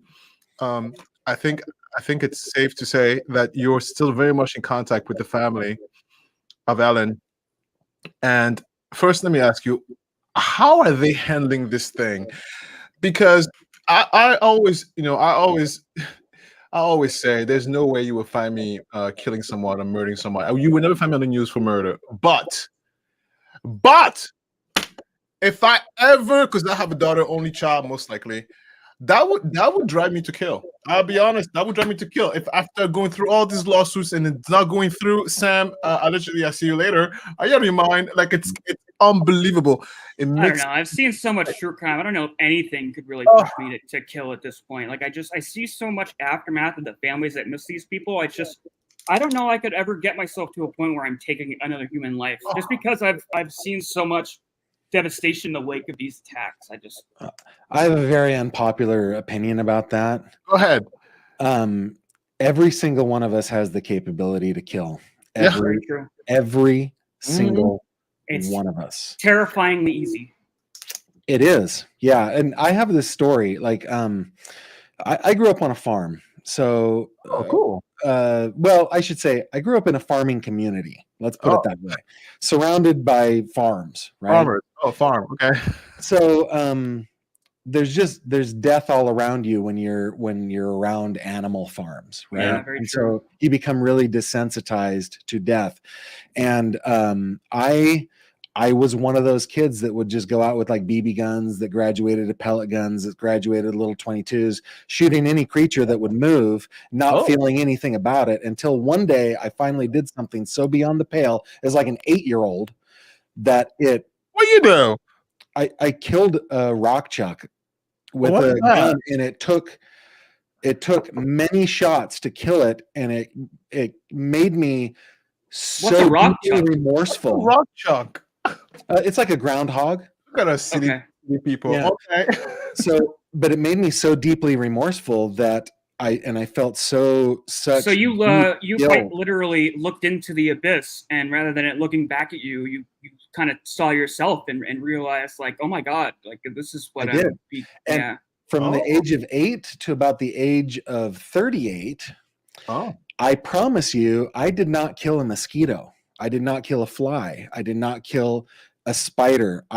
Any little creepy crawly thing that was annoying me, I would catch, I would take it somewhere else, and I would throw it away. I would let it go on its merry. Okay. 30 years I did that. Okay, now this is what happened. We decided that we were going to stop eating meat. My wife has been a vegetarian since she was 16. I decided I was going to stop eating meat, but we wanted our children to be able to eat meat, but we didn't want to participate in the industrial slaughter of animals. So I decided I would, with my background in farming, I would handle the raising, the husbandry, and the You had to dispatching start killing animals of again. animals. Yes. And all it took was the incentive to feed my children. Yeah. And like that, I turned it back on. Yeah. Yeah. Wow. Okay. So that's yeah. what I'm saying. Like for 30 years, I did not kill a fly. And the day that I dispatched my first little creature for my children, it was all back and easy. So I'm telling you, Yeah. everybody has the ability to do that. Now, I don't think that Sam deserves, if Sam killed Ellen, which I don't know if he did, but if Sam killed Ellen, he does not deserve to be killed right back. And I think that the Greenbergs feel the same way. Your question was, how have they done this, right? How are they handling this? Because look, I can only project myself to how I would handle this. And it's funny you're saying that your children brought you back from not killing animals to dispatching so you could feed them. I literally just had this conversation today, not only with my mother-in-law, my mom, and my husband, about Olympia, my daughter. Like my life, even the way we think, is completely changed since the kid is here, and it's everything about the kid. Like my perception of I'm more sensitive to even my own mortality, and it's more sensitive to hers. And I don't know. I mean, the Ellen's parents, sure, they might not think Sam deserve, but if Sam touched my daughter, I'm not that nice. I'm not that brave, and I don't. It makes sense what you're saying, Gavin.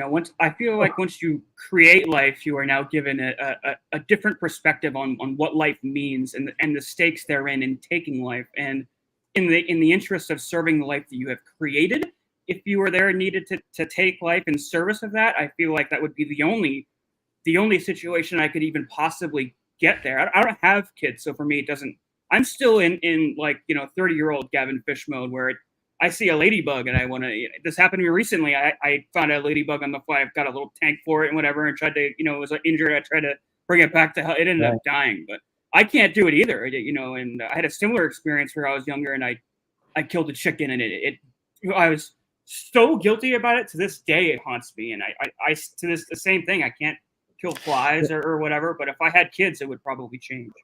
The Josh and Sandy are remarkable people. They're people I didn't know before I started looking into the case. In fact, the way that I started was a viewer told me about the case, and I'm a data-driven person, and there just wasn't the data online, right? The articles would tell a characterization of the story, but I didn't know the story itself. And so when I found out that they had filed a lawsuit, I paid money to get access to those files, and then I read, I think my first batch of files was like 500 and something pages.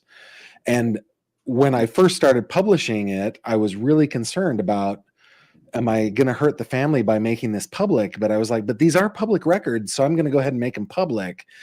And they loved it, and they reached out to me. So these are people that I did not know prior to Yeah, I'm just going to show your website. Is that okay?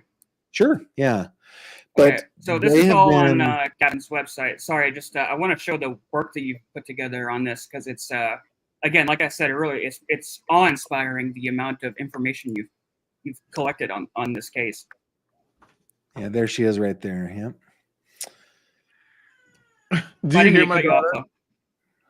She's screaming right now. But I think Josh and Sandy, all they've ever wanted was for their daughter's death to be recognized for what it is, not a suicide. Yeah. And I don't think that there's hate anywhere in their hearts. I've never experienced them like break down with any kind of I want whoever did this to pay. I haven't heard any of that stuff.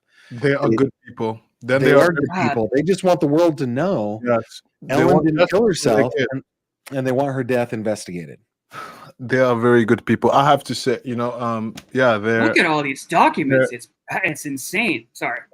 No, I was gonna say they're better than what I would have done if I was in their shoes, for sure. Because as I'm trying to project myself to their shoes, it's hard.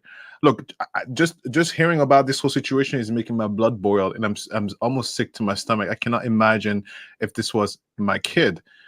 Forget it. Here. Forget it. I was really impressed by that website. Gavin, we only have a little bit of time here left to do, because I know you need to leave soon. Just really quick, wrapping up. I just want to get a little bit about your background, because we try to talk to our guests not just for what they're here for, but on the human level. How did you get into YouTube? In the pandemic, most of my clients went out of business, and I was. What were you doing before? Sorry to interrupt you. I keep doing that. But what were you doing before the pandemic? So I've had like a varied career. I started out in IT and moved into like sales and marketing. Worked my way up as a VP of sales and marketing in a high-end audio company, and then I went out on my own doing digital marketing for high-end audio companies. The website makes a little more sense now. You had a background in that, I take it. Yeah. So during the pandemic, many of those clients went out of business. They couldn't sustain their business, which made it so I couldn't sustain mine. A friend of mine suggested, hey, there are people on YouTube that aren't any smarter than us. Why don't we try YouTube?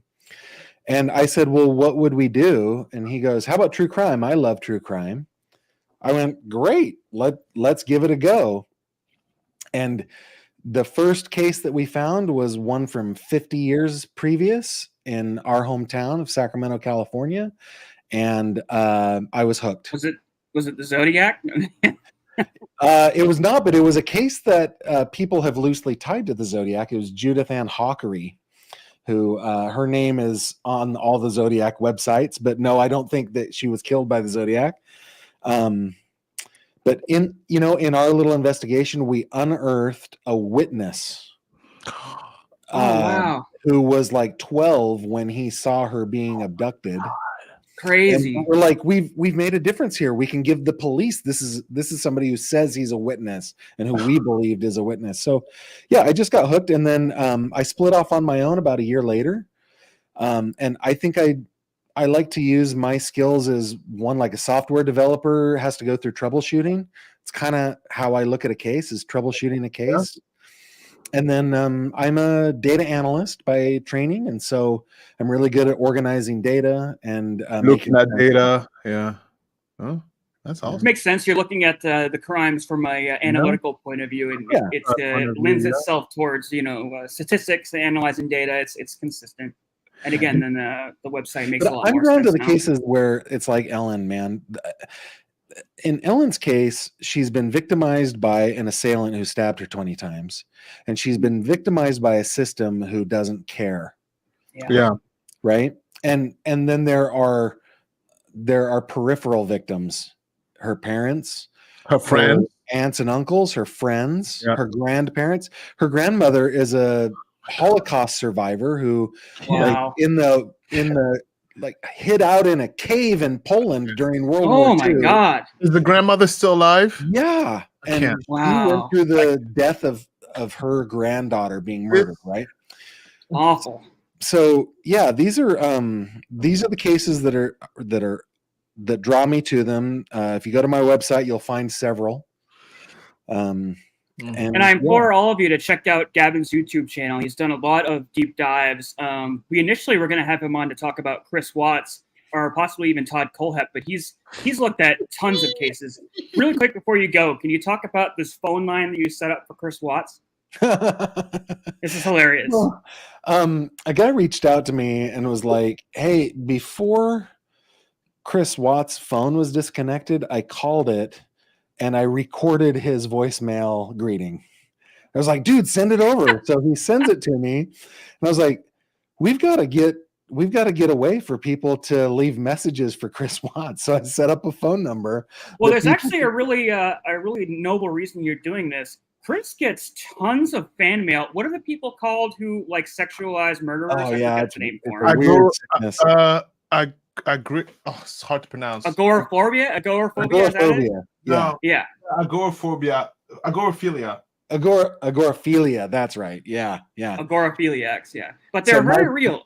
My Okay. thought was, let's send him messages from people about, who can tell him what they really feel. Yeah.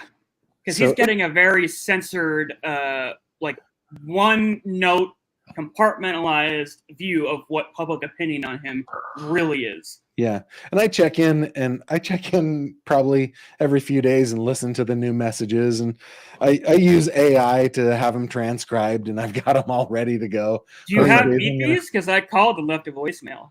Did you? Yeah. Oh, yeah, I did. Oh my God, you guys Nice. are too brave. I'm like, Oh, I went up. I was like, "You sick piece of shit." too Here's brave. the He's deal, a loser. Brave. If I can give myself like a shameless plug here. Yeah, of okay? course.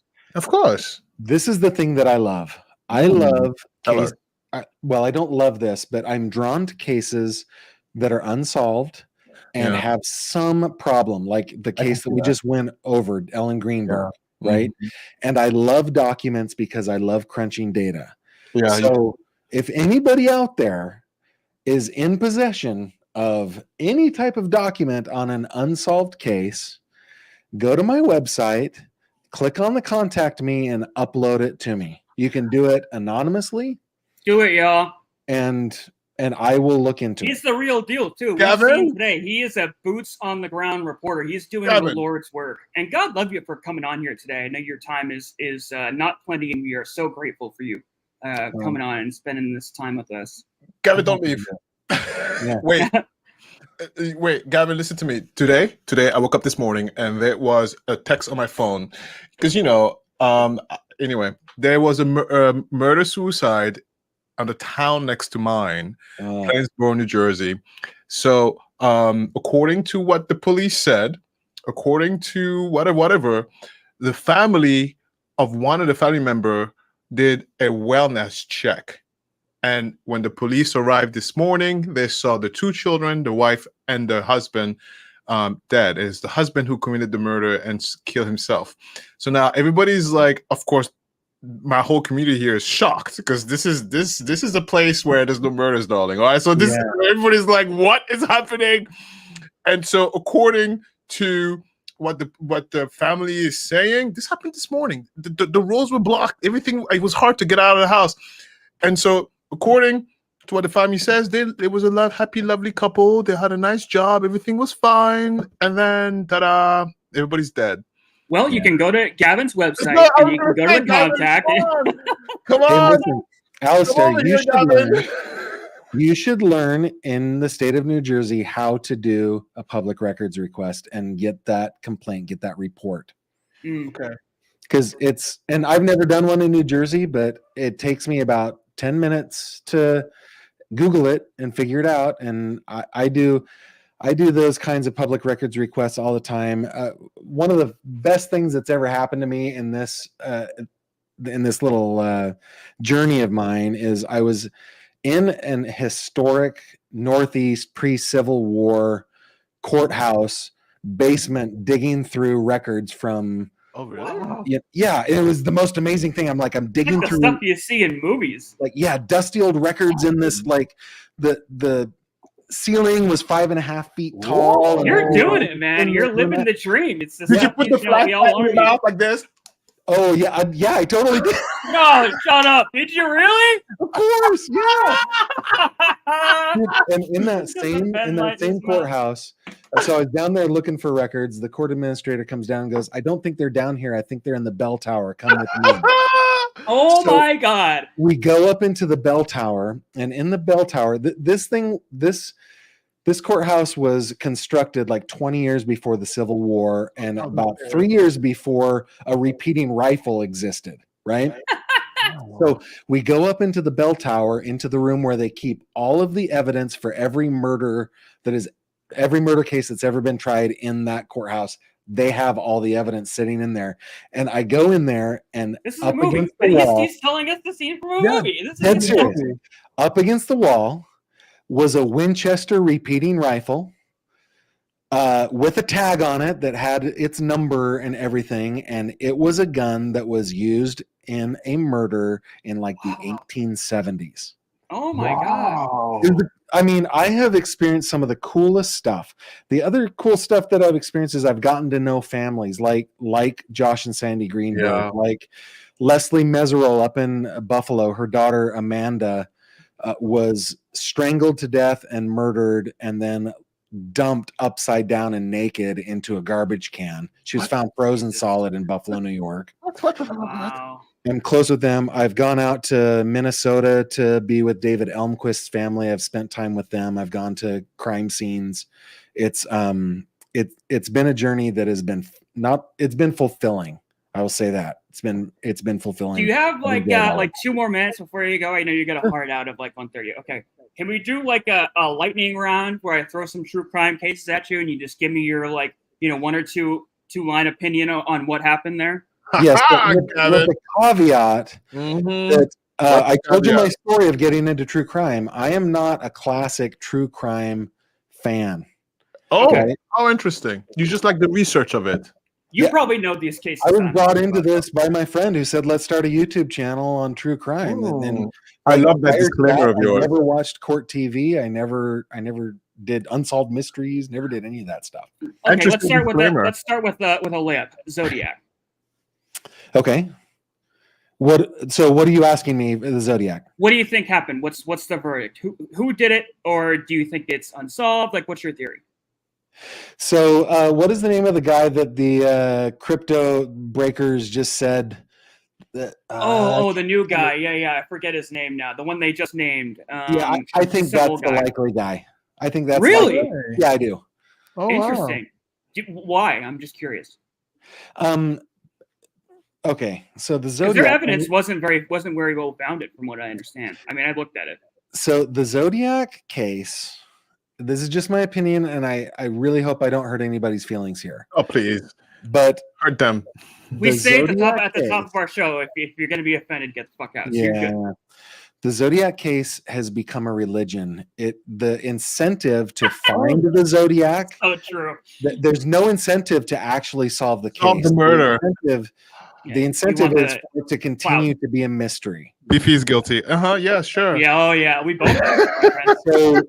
So it's a case that I'm like, so there are so many crimes that are associated loosely, including Judy Ann Hockery, my first case, including Carol Beth Hilburn, who was my second case, the very first case I got a document on. There are a bunch of knockoffs, like the New York Zodiac. Yeah, tons of them. Yeah, so I think most of them have no connection, and I think it was the guy with the crazy. He liked to. And he did all of them, like not multiple killers, like some people think. You think it was just he did all the attacks. That's what I think. I think so. Yeah. And, I mean, there were some that were like obvious knockoffs. Like I'm talking about like the canonical five, like Betty Wood Jensen, Mark Joe, all that.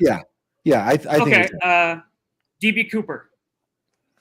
I love the story of DB Cooper because it's kind of a Robin Hood story. Yeah, it is. Steal from the rich, give like to the not poor. all criminals are anti-heroes. It's also it's a fun case file. Like, how often do you get like just a little bit of like you're rooting for the bad guy in that one?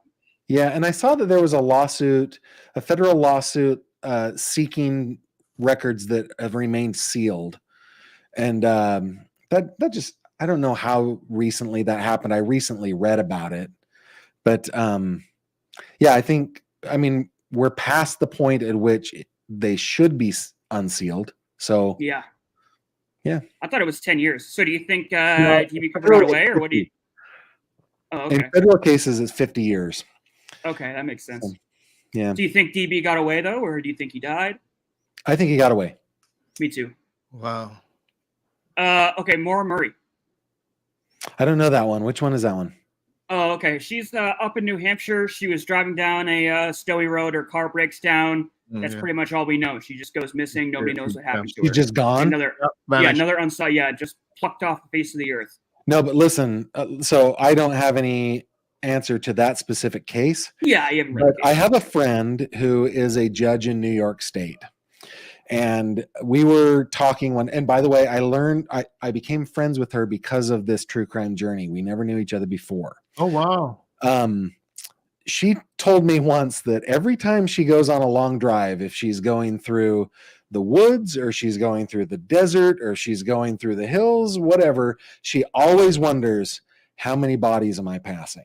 Yeah, really. Because it's so easy to get away with kidnapping and murder. It's actually easy? really easy to get away with it. Well, nowadays, not so much, but it used to be. Go back and watch the videos with my buddy Kenny Clark, my pathologist friend, my medical examiner friend, and he explains in great detail just how difficult it is to catch a murderer.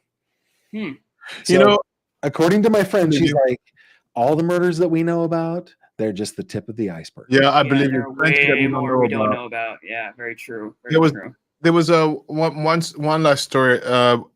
He's not a friend of mine; he's an acquaintance from my biology class. We graduated in the same class, and then as through Facebook happened.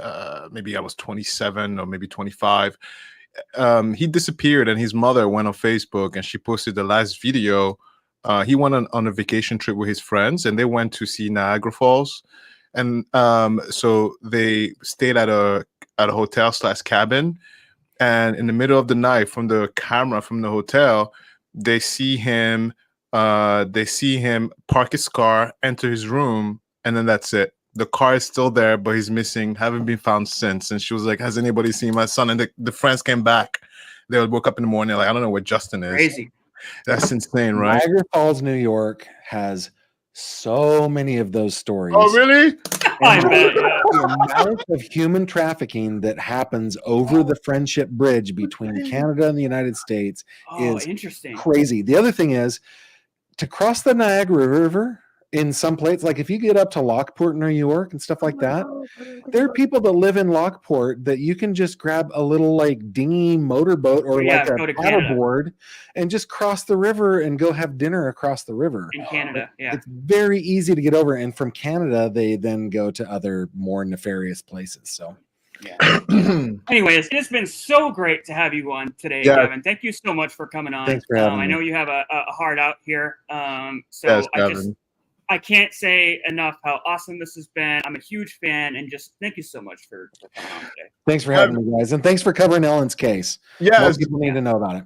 yes, we're gonna get you, Sam. Kidding, but yes, Make yes. sure you all check out Gavin's channel. We'll put a link in the description after this video is over. But thanks again, Gavin. Right. Enjoy the rest of your night. Thanks, guys. Have a good one. All right, you too. Beefy, I have a question for you. Yes, sir. We just heard something.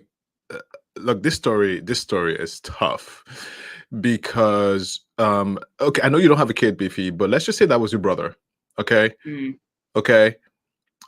Tell me, after 1,000 lawsuits and the government is like, go away, Beefy, go away, and they send you a cease and desist. Tell me you're not going to do cartwheels and backflips and front flips and Yeah, karate oh yeah. chops I'd and be kick. fighting till What? I'd be fighting till I'm blue in the face. I'm like, again. oh, exactly. What? How awesome was he though? Has to be probably our best episode yet. This, I think I think all of so. our episodes are great, but yes, I This was- agree. He was great, man. It was amazing. I kept it together pretty good. I'm a big fan. I'm really stoked that he came on. It was fun. You are one of his biggest fans. You actually kept it together. Yeah, I thought you were did. gonna fan out and lift up your shirt. I'll And lift up like, my shirt. "Gavin!" Right? I was like, okay, all BC, six of my squirrel nipples. you are keeping it together. I love it. I found something on the internet. Oh, you did.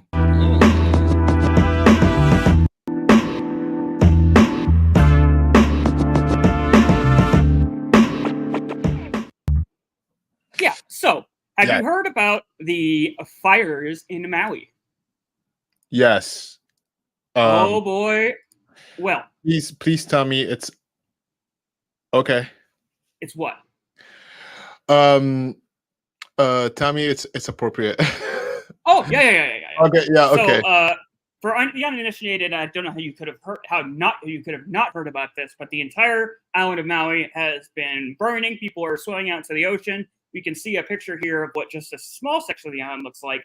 And Oprah and The Rock, who both have houses on the island of Maui, got together to make a donation. How nice! Let's check out this news report. Nice fluff piece about Oprah and The Rock. I want to get your opinion on it, so let's check this out quick. Okay. People of Maui from two of Hollywood's biggest stars. We've been meeting with community leaders, our kapuna, for the past couple of weeks, and just trying to figure out what we could do. Oprah and The Rock, Dwayne Johnson, coming together to aid communities impacted by the wildfires, launching a fund with an initial donation of $10 million, but also asking for more help. In this time of need, you want to take care of the greatest need of the people, and that's giving them money. The two reflecting on the devastation of the fires. Oprah lives here in Maui.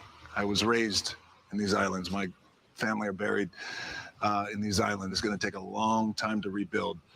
Probably get a little worse before it gets a little better, but we're here doing what we could do. All this as Maui is reeling, but working to rebuild. Weeks after the fires ripped through the historic town of Lahaina. Search and rescue crews have all but finished their operations, while the death toll still officially stands at 115, the same it's been for weeks, with fewer than half of those victims actually identified. While those just searching for some peace want answers about how and why this happened, scarred residents say they had no warning of the fast-moving fire. With the Okay, yeah, well, we get it. So, Rock and Oprah are catching a little heat about this, and the reason people are clapping back at The Rock and Oprah is they think they could have given more. And the popular opinion here is that they have these big, fenced-off properties that they're hiring private fire company crews before the fires really even outbreak to protect their property. They don't want anybody coming on their land. They don't want the fire spreading. And so in this great time of devastation, when the people of Hawaii are all suffering, here are these huge houses with these massive properties, and all of this money is just being tossed at protecting them. Nobody's there. And the people who actually on Maui that are suffering are saying, you don't really care about our islands. You could have gotten together a few of your friends and given hundreds of millions of dollars with just, you wouldn't even have felt an effect. $10 million is a drop in the bucket compared to what you really have. And the fact that you are putting the impetus on people who are also struggling, the American public, is disrespectful. I'm conflicted. I lived out in Hawaii. I know that they really do not like outsiders. They have a term for it called haole. There's a lot of racism out in Hawaii. They do not like people coming in and moving into their lands disrespectfully. And in their eyes, it is disrespectful during a time of crisis to do that, to hoard off huge sections of the island that's protected, hire these fire crews instead of helping. Like, you could have had people come into your house and find safety there, use the protection of your fire crews to shelter people and help people in need rather than just forcing them out further into more danger. And I understand that. At the same time, donation shaming is kind of cringe. Like, $10 million is still a fuck ton of money. Yeah. They did something. So Yeah. I'm conflicted. I wanted to get your opinion and the opinion of the Boite Noireans out here. I really don't know where I come down in this.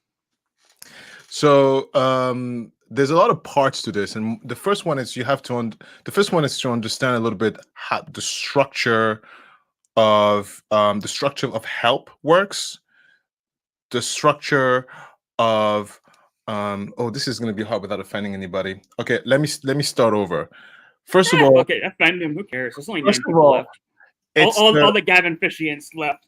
So it's just our hardcore audience now. it's a hardcore audience. First of all, it's important to note that the responsibility to protect the public is on the community leaders and our elected officials. So your neighbor is not responsible to keep you safe. If they do that out of their own free will, that's great. So that's the first thing. The second thing to understand is the infrastructure. That's why I always say pay attention to where your tax dollars go to and how it's being allocated. For example, on the island of Hawaii, fires is not unusual, right? It's not unusual at all. How is the response team being funded? How are those funds being allocated? What is the plan of action if something was to happen? I do that here in my little town over here. I listen, I look, I pay attention, I ask questions. I'm the annoying guy in the community. I'm the one who's like, what is this? What are you doing? Because it's important. So this is a subject I'm actually very well versed in. I work in fire protection, and I worked in fire protection out in Hawaii and also in the mainland here in several states, not just Massachusetts, but New Hampshire and some other states. I can say comparatively that the fire protection plans in place out on Oahu and the Big Island of Hawaii itself are very lackluster in comparison to mainland. I can say that for sure, yeah. However, I do think the people of Hawaii have a pretty legitimate gripe with, you have this massive property, you are keeping us out of it, which is putting our lives in danger. So not only are you taking all of this beautiful land for yourself and saying, tourists, get out, right? So you're taking our land, buying it for yourself. At a time of crisis, when we need your help more than ever, not only are you pushing us away and telling us go, putting us back in danger, you are putting yourself on TV and using our trauma, this horrible thing that you're actively making worse, and using it for clout points by making what is relatively a small donation. Now, again, I have a hard time donation shaming anyone. The fact that they gave $10 million is amazing. But you're going to put yourself out there and put the impetus on other people to also donate. I don't think comparatively, given the wealth of somebody like The Rock and Oprah, those two people in particular who have billions of dollars, if you're going to put the impetus on the public people to also donate, I think it's a little light. I'll say that. So I agree with you, but I prefer if we go down the chain, because don't forget, Oprah and The Rock are still regular citizens, right? Yeah. So you have to go down the chain first. You have to see, what did the government do in place, and what did they not do? What did the community leaders do, and what did they not do? What was the alarm system like? What was the response like? What was the reactiveness like? Remember, two individuals, no matter how rich they are, they cannot subsidize and take care of a state, let alone a country. Oprah and The Rock probably could, but point taken. But think about that, right? If I'm Oprah and I'm expected to subsidize an entire county, I'm not doing it. First of all, it's too expensive. Yeah, right. Like, think about that a little bit. Like, I think about. Anyway, let's go. Let's go down the line now. If you already, and this is from my personal opinion, the community leaders and the elected officials over there in Hawaii failed. So the pitchfork should go to them, because Hawaiians, you guys pay too much in taxes for them to do you wrong like that. And let me explain. Early warning signs. There was no early warning signs. And you, Beefy, you just told me that the fire response is lackluster. Excuse me? Comparatively to mainland, to what I typically see, I was a little shocked. Yeah. But listen, this is Hawaii. I know fires is not unusual, but it's an island. So if something goes really wrong, help needs to be imported. So there needs to be a robust response until help can come to. Do you understand what I'm saying? So yeah. And the exact reason why they're having so much problem right now is because mutual aid is so difficult. Getting the infrastructure in place to getting people out to help should be the number one priority. Thank you. And infrastructure is a big deal. And I never worked there, but I know for a fact that the infrastructure in Hawaii is not robust. It's not robust. It's not robust. Especially on the smaller islands of Lanai, Maui, where these fires are happening. Yeah, it's like spend those tax. Like anyway. I don't want to distract. And then if you go down further, right? So the elected officials failed. Then if you go down to Oprah and The Rock, there are plenty of wealthy people over there in Hawaii, and they are the only. Sorry to interrupt you, but can you sound off in the comments, Boite Noireans? Where are you coming down on this? Do you think on the side of Oprah and The Rock that what they did was good?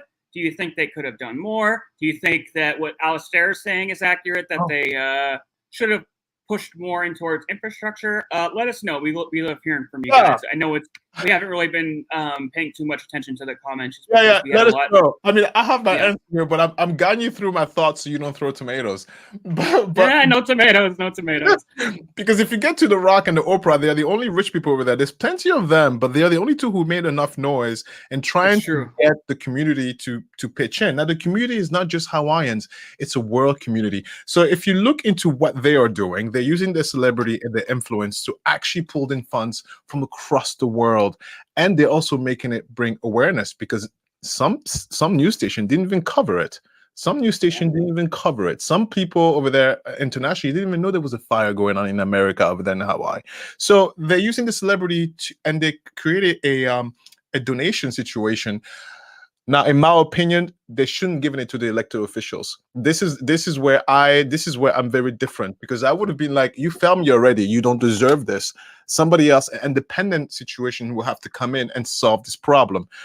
And so that's the only thing I will reproach them, because in times of peace, you didn't do shit. Why do you think? So Elena's saying both The Rock and Oprah should give much more. Yep, I agree. I disagree. Because they've done a lot more already, thanks to their influence. I'm sure I didn't check, but I'm sure that fund is probably full of money now. But because they didn't have to, they could have easily stayed quiet and nobody would even ask any questions. Nobody would even disputed it. If they didn't do anything, nobody would be mad at them. It's because to be fair, we also don't know what kind of charities are already giving to. I mean, like they have to. People within that position of money have to give a certain amount of their income to charity. So who knows what? I mean, I know Oprah alone gives lots of money back to people. So they already do a lot. And also, don't forget, at certain levels, you operate based on the percentage of. So even if she wanted to give him $1 billion, she can't. Right? She just can't. There's a formula to everything. And so I'm pretty sure before they gave the 10 million, so $5 million each, you know what they did? They called the accountant. All right, how much can we give? And the accountant said, this is your max. This is your minimum. This is your max. And they picked the number based on parameters. That's how they operate. They don't just give. Right? Unfortunately. And make no mistake, this is tax deductible. So they deducted this. And and when it's saying these two are billionaires, comparatively, it doesn't seem like that much. But again, like we don't, I understand. Completely, I understand why it might seem like, but also don't forget, they're billionaires in value. They're not billionaires in cash, right? Yeah. So if to give the 10 million, let's just say if they were to give 10 million, and if they didn't have the cash, they will have to either sell some assets, most likely stocks, it's 10 maybe million is also 10 million more than if they had just done nothing and said boo. You know what I mean? But again, when you hear the entire context of it, it doesn't look the greatest. But who am I to try and donation shame? You know what I mean? I don't have we don't know what the expenses are. You know, yes, they're billionaires, but their yearly expense sheet must be also very high, right? And yeah, that was interesting. I figured you would.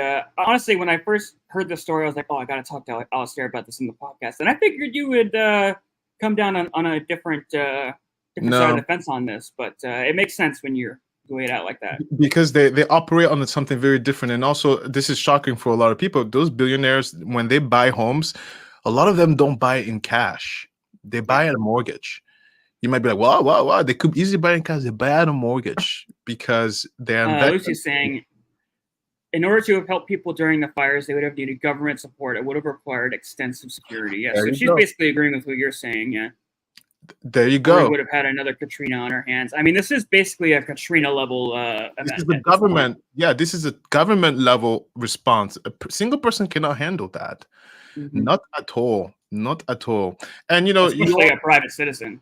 Yeah, a private citizen. You also mentioned, which even though they're billionaires, they are still private citizens. There's really no obligation for them to do anything.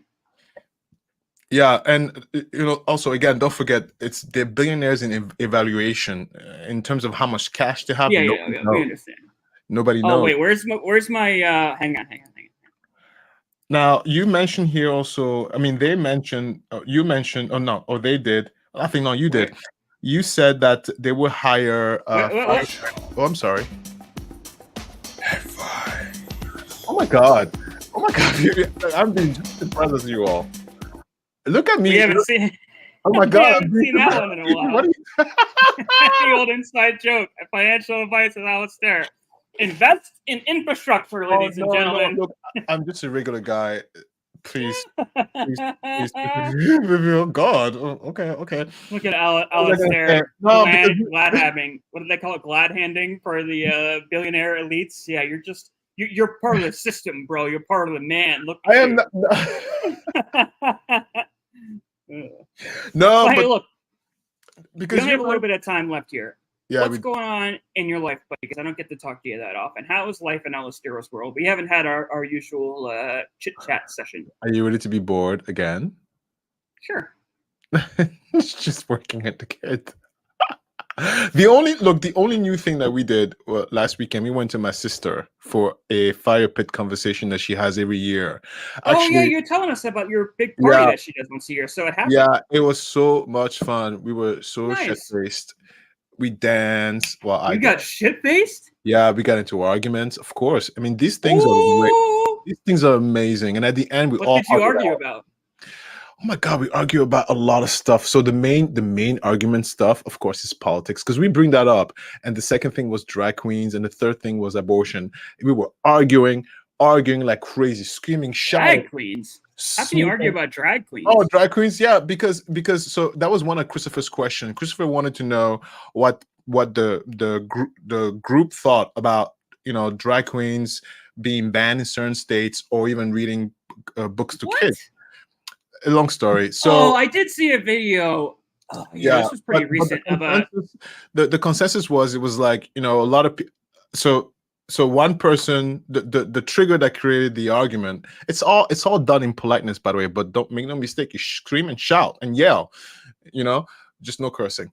And so the trigger that created the argument was one of the guys said that when a man dresses like a woman, it's very sexual because women are sexual. And I remember one of the girls was like, "Excuse me, I'm a woman and I'm more than just sexual. I'm smart. I'm like just because I'm a woman does not put me in the category of sexual." It doesn't sound like somebody was saying she was just sexual. I think no, he was arguing that you don't want to show sex to children.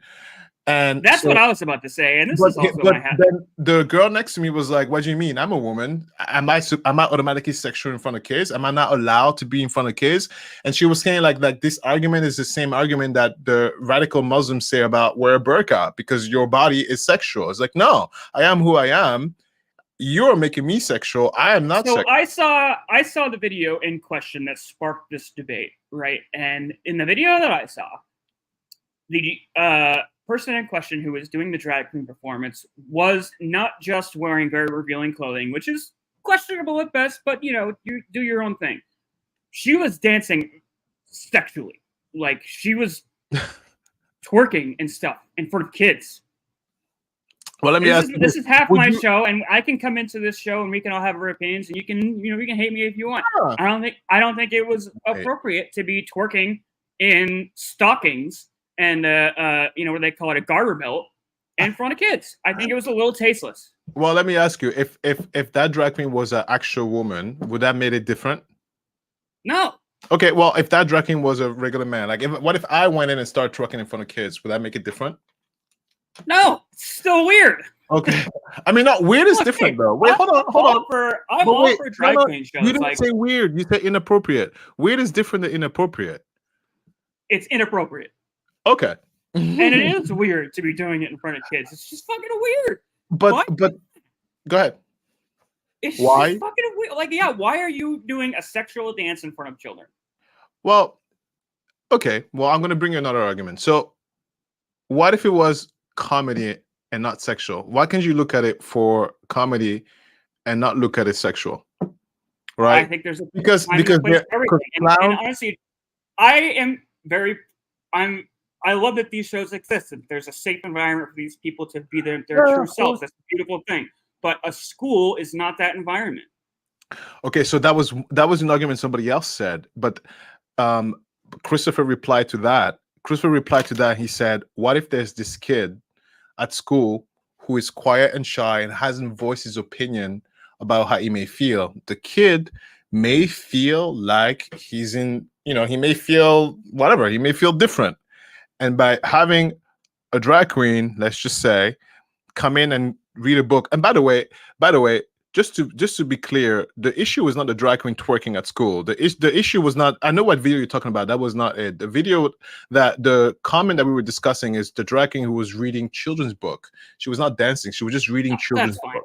But to answer Right. But I do agree, like, twerking in front of kids is a little bit weird. But in the context of the conversation at the fire pit, it was just the drag queen coming once in a while to fundraise and reading children's book. So she wasn't twerking, she wasn't doing any of that, but she was dressed in drag queen garb and she was sitting down on a chair reading a book.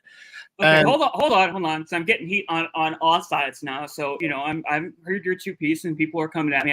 This is my show too, people. I get a chance to defend myself here. So to respond to both of your inquiries, the first one being, what about that little kid who is, say, he's feeling confused or whatever? You know what I mean? Like, he sees this and it makes him feel comfortable, or he sees a side of himself he never seen, whatever. And that's a beautiful thing. And if that actually happened, that's great.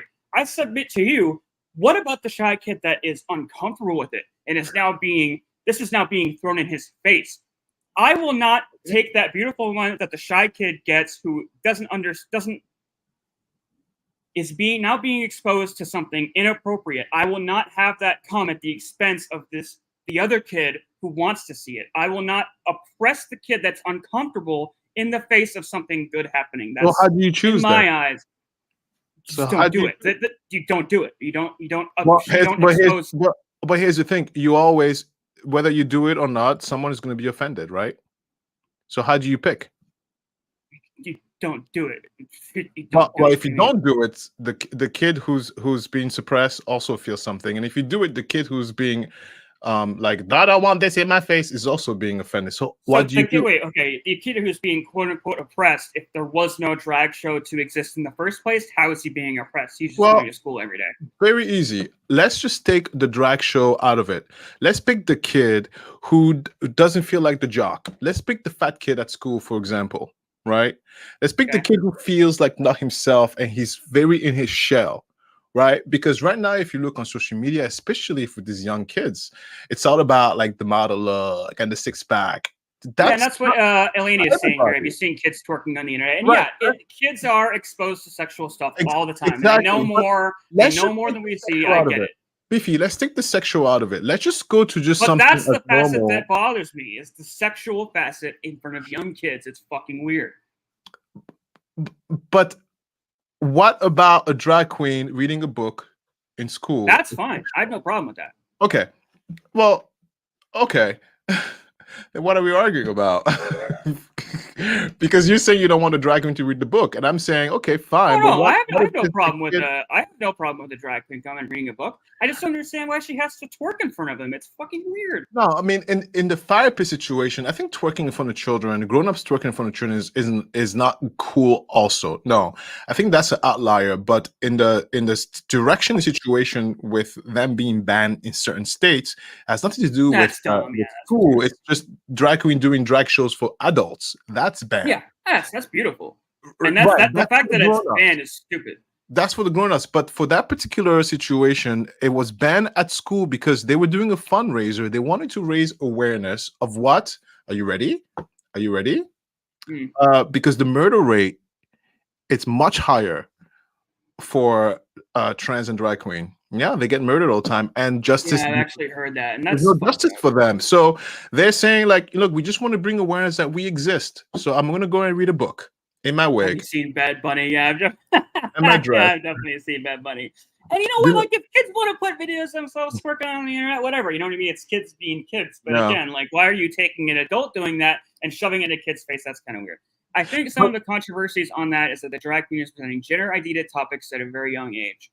And you know, it's not necessarily the worst thing in the world for a young kid that might be thinking, "Hey, maybe I feel that am not." maybe I am. Maybe I feel, and you know what? Maybe he or she it gets exposed to that in a situation where he or she never would have, and it ends up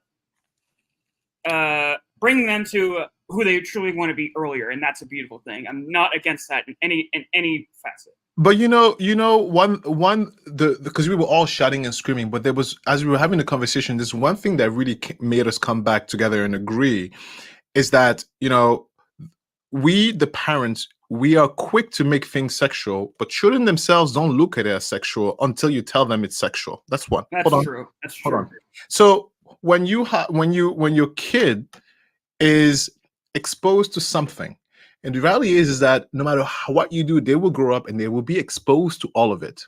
And so it's important that you tell them what to expect and you have the conversation. So when they see it, they're not spooked by it. They're not foreign to it. They have an idea. Oh, me and mom talked about that. All right. And the second part of having this conversation is to also teach the kid tolerance and boundaries. You don't have to do that if you don't want to. But somebody else might want to explore that. It's their prerogative, right? Yeah, and you should respect their right to want to Respect do it. Yeah, their fair right enough. to do it. And you know but what? Just to voice play your devil's opinion as avocado, well. as like here, I'm not a parent, and I don't have kids, and I don't spend a lot of time around kids. So who am I to really say what's right or wrong? No. That's I really don't know.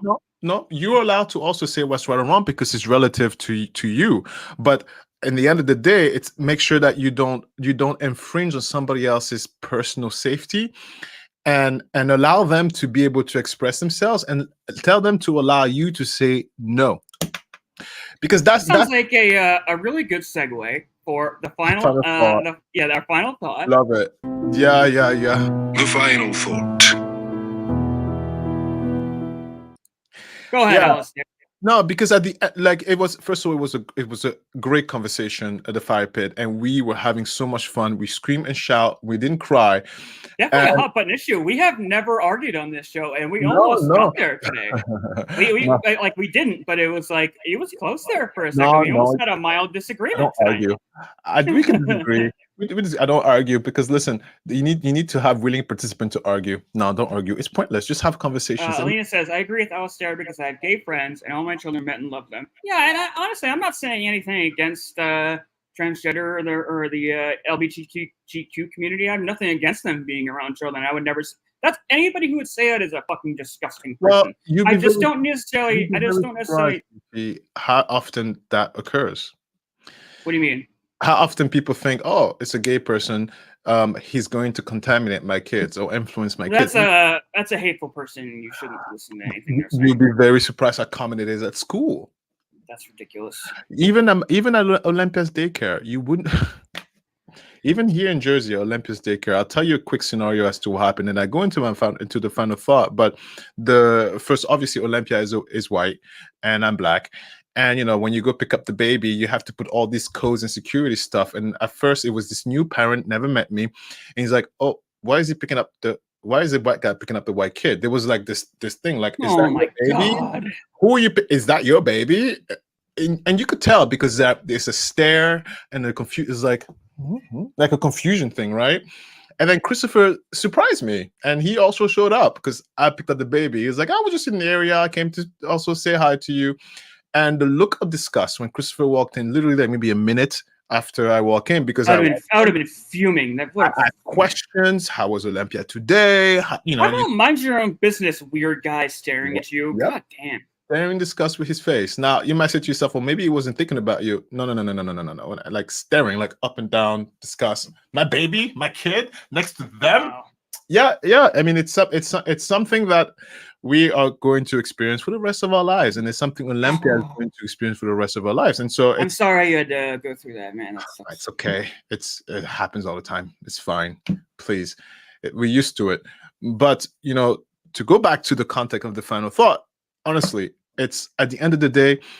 Look, you have to allow people to express themselves, but you cannot have them express themselves to the point where it infringes on you saying no. In other words, if you don't want that, I don't want it. Thanks. No, thanks. Right? And if they don't respect the boundary, make sure it's very clear. I don't want this, but thank you. You could do it. No. And people are so afraid to say no these days. Beefy, I'm disturbed. I'm sorry. Let me tell you something what's in my head right now. I have a very difficult time disconnecting from the story of Ellen Rae and the parents, and how the government and the state and everybody is against that family. This is like it's been sitting in my head. I can't even shake it off.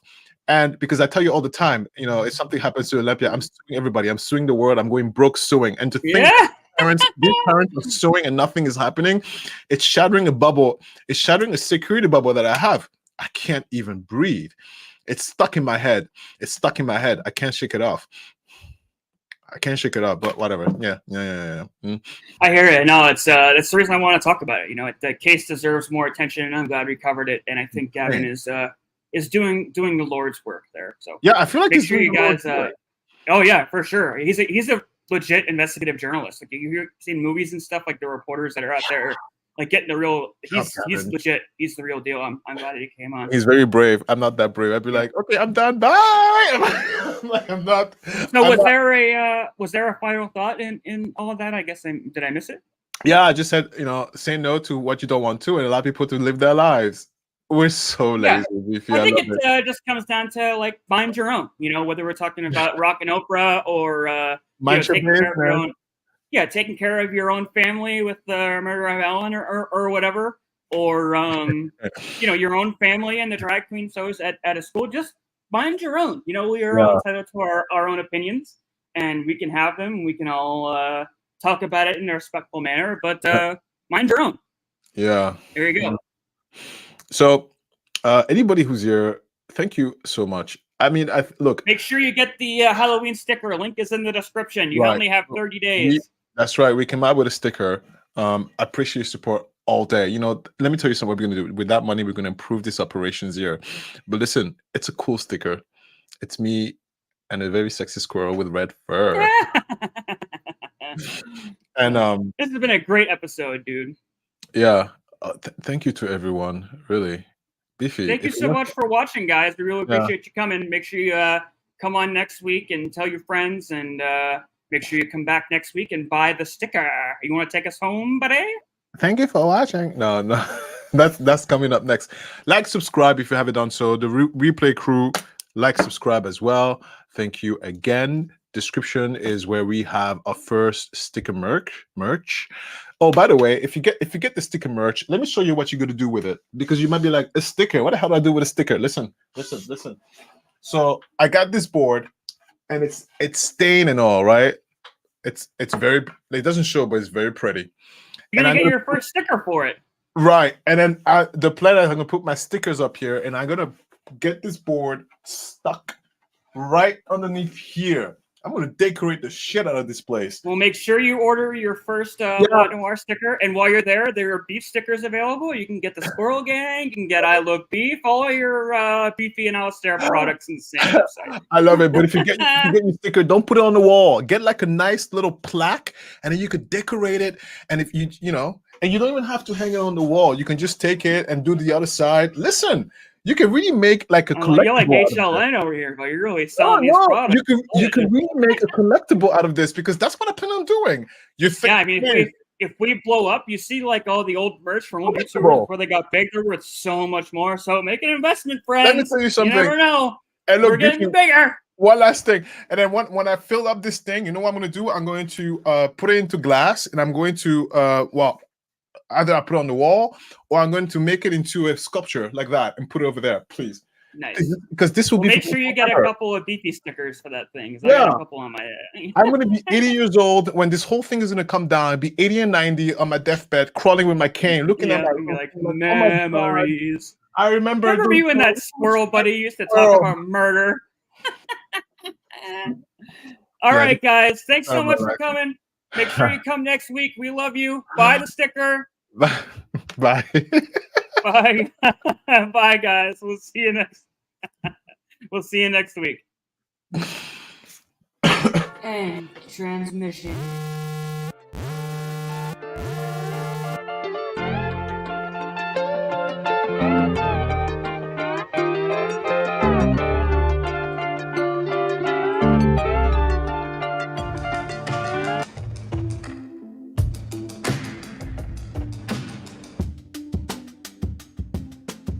Thank you for watching.